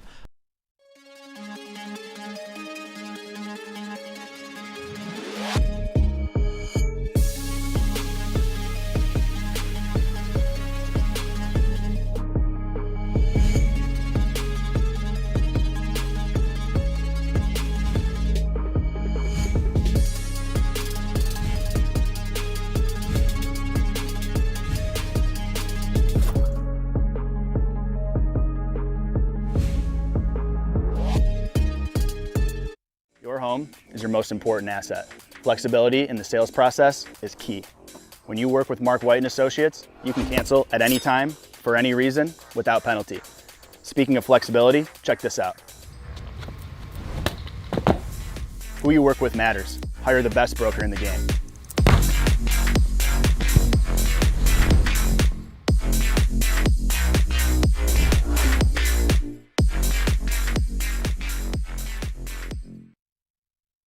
Let me tell you about our friends over at Feldman Chevrolet, Detroit's #1 Chevy dealer. They got 18 locations, and there's a Feldman dealership in your backyard. Visit feldmanauto.com to find the location nearest to you. You can catch Woodward Sports Live from there every other Monday to recap maybe a Lions, another postseason win. Another one. Be there. We'll be at Feldman, Michigan's #1 Chevy dealer.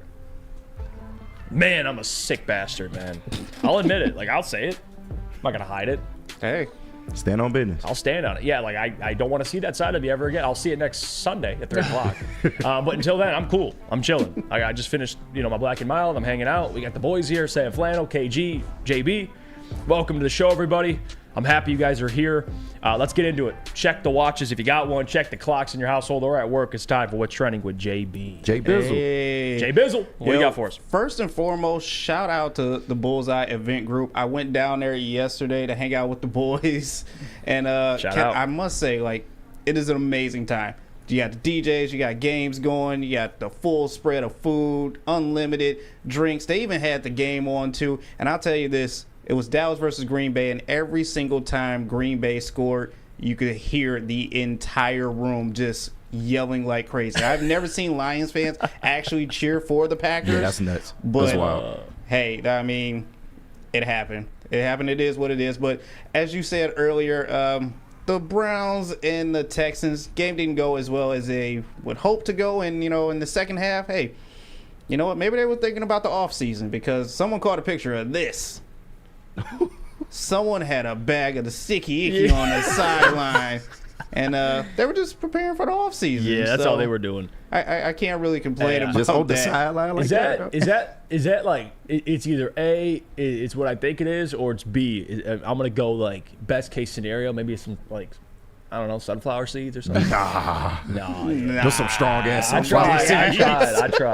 I tried. I can't defend that one. 1, 2, 3 Cancun, right? At Hey, that the point. Browns were playing like they were high as shit too. I mean, that defense, man, they looked like they weren't smoking that Texans pack. I'll tell you that. They were smoking something else. They were definitely not smoking that Texans pack. Like bath salts or something. Oh Lord. That drug policy's pretty lenient now. NFL step in on this one. What the hell? Hey, they pretty lenient, ain't they? But there's 2 more games that are supposed to be played today. But honestly, I think there just might be one. This is video from yesterday in New York, Buffalo. Damn. Holy shit. That was the weather yesterday. I know they were hiring fans to try and come out for $20 an hour to try and clean up the stadium, and they were having a little fun, What the hell? Yeah, they were having a little fun with it. But apparently the Steelers, they boarded their plane yesterday to get over here to play the Bills. But I honestly don't think this game is going to happen because this is video of the stadium probably an hour ago. This is what the stadium looks like probably an hour ago, you guys. They're still trying to shovel all of this out of here. Like, Sam, I get it. Like, certain teams have a home field advantage. Like, we take pride in it, right? We want teams to come play in the snow. I'm so happy the Lions have a dome. Like, I don't want to fucking do it. No one wants to go to a game like that. Nobody in the right mind. Maybe I'm a sicko. Maybe I just Maybe I just romanticize those old NFL films videos with like the music and John Facenda's beautiful voice, the frozen tundra. But I don't like domes. I'm not saying Ford Field is bad or anything like that, but I want football in the elements. I know some people don't like that. I know, and I'm not saying I want the Super Bowl in the snow or anything like that, but with the Buffalo Bills, that's part of their home field advantage. Like when, I don't know if you guys have saw the documentary 4 Falls of Buffalo about the team that went to 4 straight Super Bowls. How'd it work out for them? Hey, they went to 4 straight Super Bowls and they lost Jim all Kelly? of them. I understand. I like Jim Kelly, but you know what? What was Marv Levy's like famous saying, when it's too cold for them, it's just right for us. Maybe I'm a romantic, I don't know, but it's just, I like football in the There you go. I just think, like, I maybe I'm being a bitch. Call me out, KG and J. I don't know. Maybe I'm being a bitch. I like that it's in a dome. I'm a bitch right with you. I like when it's freezing and then like people. I heard people yesterday. I don't know people. You can talk to me in the comments section if you were tailgating. I know some people that were tailgating that actually went into Ford Field early just to get the hell out of the cold. Like that. Think about that. Where you going if you're in Buffalo? You're fucked. You're either in the cold or in the cold. Like you got nowhere to go. Yeah. So. I appreciate that it's in a dome, but hey, certain people, like Sam said, they take pride in it, JB. You can take pride in it all you want. I will be happy to be in a heated dome. I will stay warm. I've done that once when I was younger. Never again.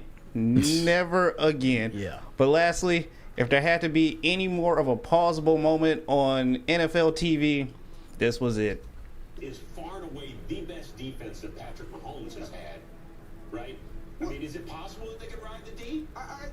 Oh, big pause. Yeah, that. look at Boris Jones. Yeah, that ain't gonna fly. That ain't. Oh my God. He said what? Right. I mean, is it possible that they could ride the D? Ooh.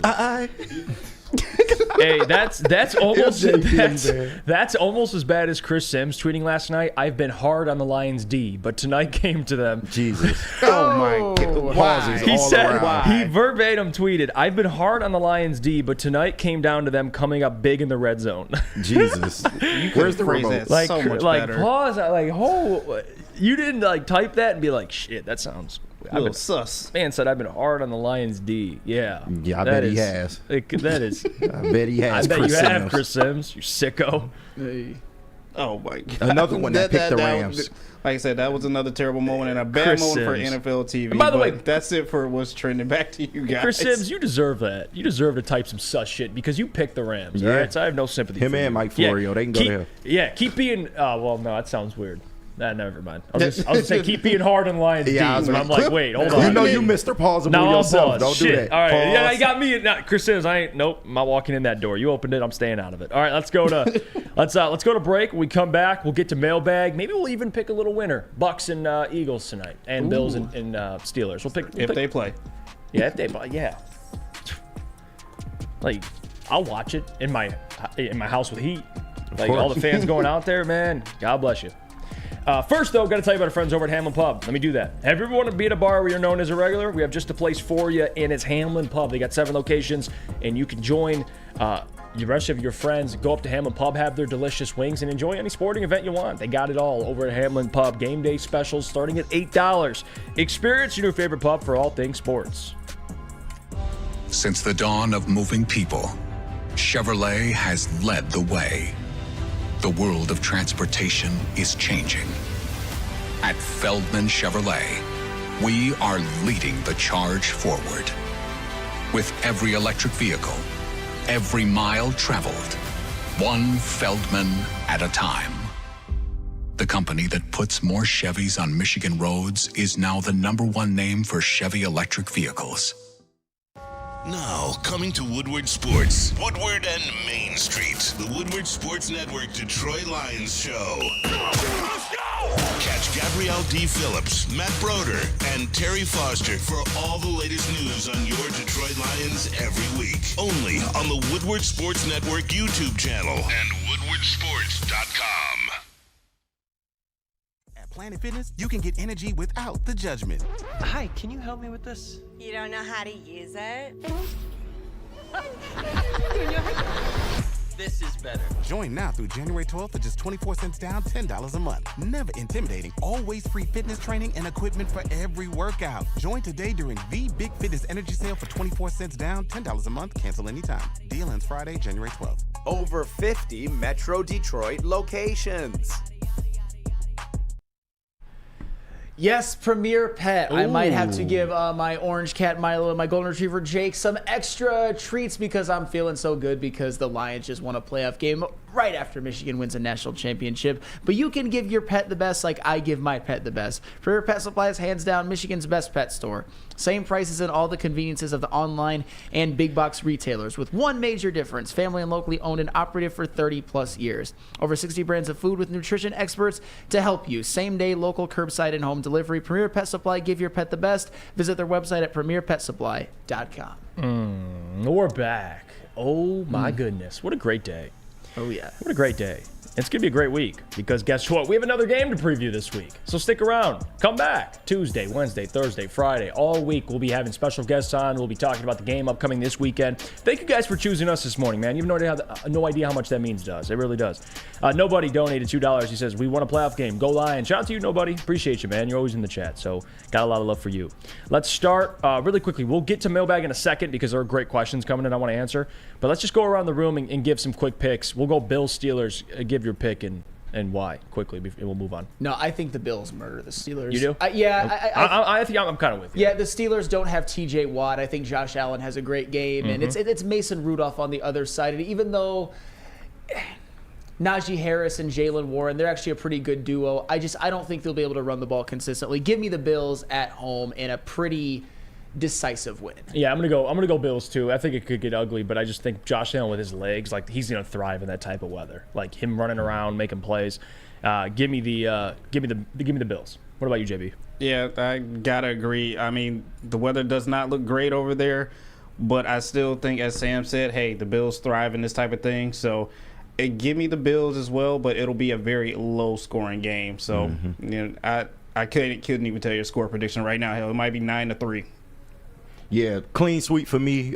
Give me the Bills, man. Even though I don't like double-digit spreads, I just feel like Pittsburgh's missing just a little too much. Give me the Bills. What about Eagles, Bucks? This one, I think, listen, I'm excited because the winner of this faces the Lions.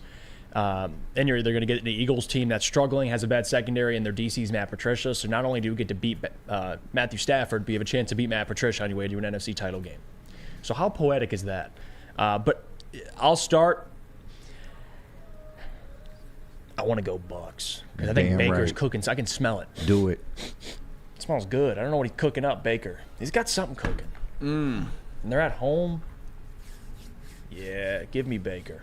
All right. Give me Baker tonight. Give me the Buccaneers to beat the Eagles. I know you were more right on your playoff predictions than I have been, but I'm going to go with the Eagles on this one because at some point, talent just has to shine through. The Eagles are an absurdly more talented team than the Tampa Bay Buccaneers, although some Buccaneers players like Baker Mayfield, for example, have stepped up this year as much as it pains me to say it.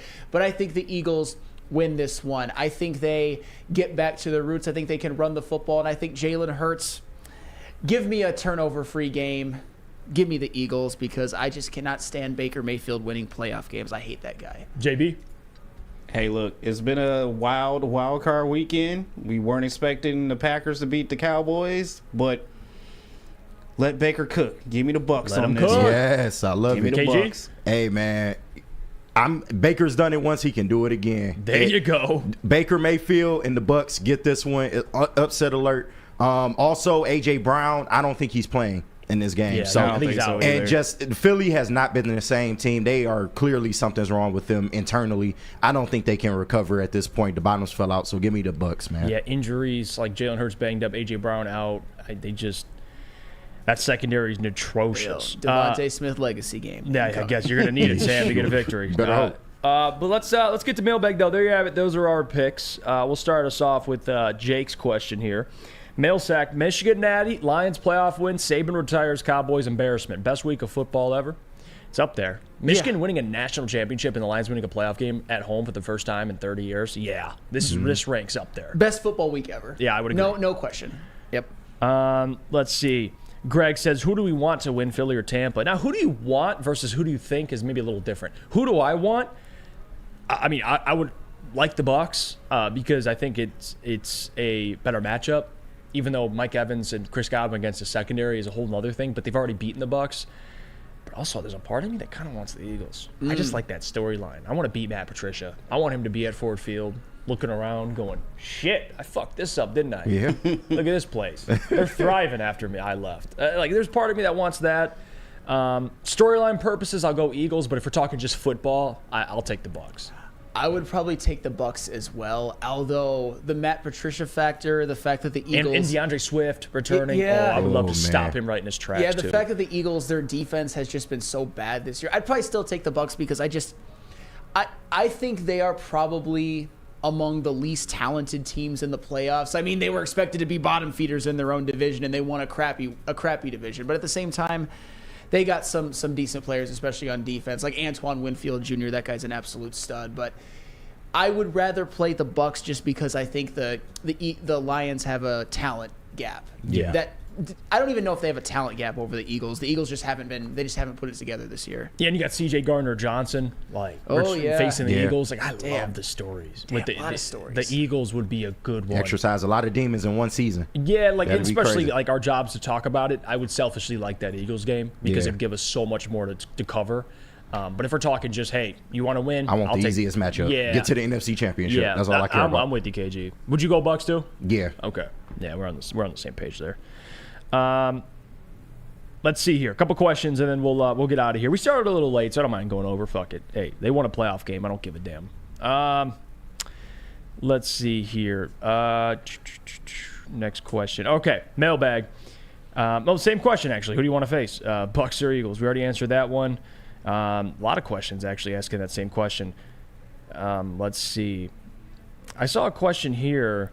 One of the questions, Q-Ball 93, mailbag, can the Lions please sign a cornerback before next week? Sutton cannot play another game. Yeah, and we've had this conversation about Cam Sutton. He got cooked. He did. Puka Nacua put him in a blender on that go route. It wasn't even a go route. He just cooked Cam Sutton's wide ass open. I don't even know what it was. Cam Sutton is not a number one corner. He just isn't. Like, it's simple. I don't. It's not like I want him not playing at all. I think he should be playing, but I think he's in a position that he should not be in, which is being a number one corner. They need a number one, like somebody that you can throw a Denzel Ward, a Patrick Surtain, a Sauce Gardner, a Derek Stingley. Like these guys, you could just be like, you take care of it. You know what? They don't have that guy. I know a lot of people aren't going to like this, but I say a lot of stuff that people don't like. Next year, I don't even want Cam Sutton starting. I'm about done with that guy, and I'm not trying to be mean or anything like that. It's just, what did I say about Cam Sutton? I'm not going to repeat it because it triggered a lot of people. And for some reason, on Woodward Nights, Matt Broder mentioned him as his favorite Lion this season, which... Based on what? But anywho... I think Kindle Vildor is a whole nother problem. He was getting But they both got cooked. Is Kindle Vildor really any worse than Cam Sutton at this point? Is Cam Sutton even a cornerback too? And I get it. It hasn't cost the Lions, so it hasn't been highlighted as much. But Cam Sutton is no better than Jeff Okudah was. Yes, I said it. I said it. I stand on business. Cam Sutton stinks. Sam. It doesn't matter Jeff because the Okudah Lions are still winning, but Cam Sutton stinks. Sam. But you're going Jeff Okudah with it. Yeah, Yes. come on, Sam. Don't do that. I will do that. Cam Sutton stinks, and that's okay. At least we have if we're talking Jeff Okudah versus Cam Sutton, at least we have a bigger sample size of Cam actually being decent. Like, Jeff was just always trash. I think he just... Fine. Well, Whatever you guys say. I'm not trying to be mean either. It's just that, like... But, okay, that's where you're going. That's your opinion. Okay. We can leave it at that. Let's see. We get two more questions in here. Zach says, mailbag, who do you think will win? Packers or 49ers? Packers win. We could host an NFC Championship game. You are correct, Zach. Now, selfishly, I'd like that, and I don't want to face the 49ers, so Packers, go beat them. But then at the same time, if they beat the 49ers, now you're facing a division opponent who's hot. And if you lose to an NFC North opponent and they get to the Super Bowl, I think that would kind of sting, wouldn't it? Yep. One that you already lost to. Well, yeah, when you're the team that won the division. I would take the Packers. If we're being real, though, if somehow the Lions in any way, shape, or form as the 3 seed got home field advantage throughout the NFC playoffs, you'd be doing backflips no matter what. We can worry about the Packers coming into Ford Field and ruining our dreams later, but would you rather have a home game against the Packers or an away game at one of the, I would say, 2 teams in the NFL that I would say are definitely better than the Lions, one being the 49ers, the other being the Ravens? I would take the Packers at home any day of the week. Andrew says, mailbag, Lions' toughest game to get to the Super Bowl was the Rams. Rams have the better offense than the 49ers. Well, no. I wouldn't say that. Let's, I get it. We're excited. And trust me, I'm excited too. And the Rams have a good offense. I'm not certainly denying that, but yeah. Like, not the Niners. No. Yeah, not even close. No, they're not. The Niners are a different level. That's a different. They have a. I mean, you talk about position groups. They have better wide receiver. They have, well, if you talk about their complete, if you include George Kittle, by far better receiver core. Christian McCaffrey's better than Kyron, and they have Trent Williams, which is better than any offensive lineman that the Rams have. Yeah, I don't like this whole. So that's not true. That's not true. I would say Matthew. Maybe he's the. I would give him the edge. I would pick him over Brock. Yeah, he's the better quarterback. He's the better quarterback, but situationally, no. They have the 49ers have the better offense. Yeah, and the better defense. And the better. I mean, we didn't even get to the defense. Yeah, not even close. But hey, the Rams. They were a tough matchup, and the Lions got through that. It's just going on the road to San Francisco is a whole new animal. And for the record, it's a good test. Yes, I can't wait if they can. I like that. The Lions, they do have to go. They do have to win this week against either the Buccaneers or the Eagles to make that a reality. It's just that's going to be a tough matchup. But you know what? I'm not going to go in there thinking that the Lions are for sure going to lose. I think they have a chance against anybody. I do. I agree with you. I think that as well. Silent service. Will Mike McCarthy get fired? Well, hopefully. Yes. I think Bill Belichick goes there. I think Bill Belichick goes to the Cowboys because that's just on brand. I just don't think it works. I just think that's the reason why I think Jerry Jones would do something like that. Yeah, but he's getting old. He's like, fuck, I want the closest thing to a Super Bowl. Let me go get the coat. I get it, but Bill Belichick likes control. Also, Jerry Jones likes control. And that's fair. So I don't see it working, especially if they get off to a rough start. I don't see it working. But hey, more power to you. We've seen crazier things with the Cowboys. That is true. I mean, these dudes. Two grumpy old men together. That's man. Two grumpy ass old dudes. Yeah, I know that. It's a tough one. Zach Davidson, no one's talking about how CJ GJ wasn't able to tackle yesterday. Yeah, I mean, the guy's been out most of the season. So I'm going to give him some time. He got to pick his first game back. So I'm not going to harp on CJ. I thought, overall, the problem yesterday was just cornerback, strictly corner. Mm-hmm. That's what it was. Bryce says Jeff on point. Jerry will give it up for a ship. Yeah, Jerry's desperate as hell. That's why I think Mike McCarthy will be fired. I think we all agree there. You have to. He's got to be. You got to fire his ass. Yeah, fire his ass. And then Dan Quinn, he'll go over to probably Seattle. So he's out there. He's out of there too. Simo says no way Jerry and Belichick would work, but LOL. But it'd be fun to watch. It would be. It would absolutely. It would be a lot of fun. Let's see here. We'll bring up one more thing here. Mailbag. Do you think Lamar chokes? I don't think it's certainly out of the question. I mean, we just don't have a sample size of him succeeding in the playoffs. I'm a big Lamar guy. I remember me and Adam used to argue about Lamar all the time. And he's the MVP and he deserves it. But he's still got to prove it. He's got to go out there and win. And I'm not going to sit here and say he certainly won't choke. That's one of the hardest things to predict for me. It's the Ravens' year, but we just got to see what kind of Lamar we get. That's it. Eventually, you're going to be a playoff underperformer or choker until you prove otherwise. I mean, that was the same. And the funny thing is, that was the same narrative for the beginning of Peyton Manning's career. And I'm not saying that Lamar Jackson is Peyton Manning, but Lamar Jackson's about to be a 2-time MVP. At some point, you just have to play well in the playoffs and change that narrative. This is their best shot to win a Super Bowl. I would say that the Bills have some flaws. The Chiefs certainly have some flaws. They don't look like the offense that they've been over the last few years. So I would say I don't want to say the Baltimore Ravens are prohibitive favorites to get to the Super Bowl, but they're certainly the number 1 seed. And this has got to be the year where Lamar Jackson does it, because Lamar Jackson, as much as I hate to say it and as much as people don't like it, he has been in the playoffs what people think Aaron Rodgers and even Dak Prescott has been. Lamar Jackson has had a morbid career in the playoffs. Yeah, no good play. They did win a game. He has one playoff win, but no really good playoff performances whatsoever to speak of. But you know what? This could be the year with the new OC, with some weapons around him and a defense, which I think is as good as any Ravens defense that has been that has been there in the last few years. It's got to be the year where he does it, though. Got to go prove it. All right, we'll end it there, guys. Appreciate the questions. Appreciate you for joining the show. Seriously, the amount of support we've gotten this morning, and I just love that we're able to it's like a hangout place for all Lions fans. Celebrate a Lions victory. They won a playoff game. First time in 30 years. Playoffs. It's here. And guess what? They're still alive. And we got another game to preview. We'll be doing that this week. We have special guests joining us. Our Lions beat reporter, Matt Broder, will be joining us tomorrow to break down the game, give some insight. We got John Macroon on Thursday. We'll try to slide in a special guest on the show somewhere in the week. We'll fit in somebody else.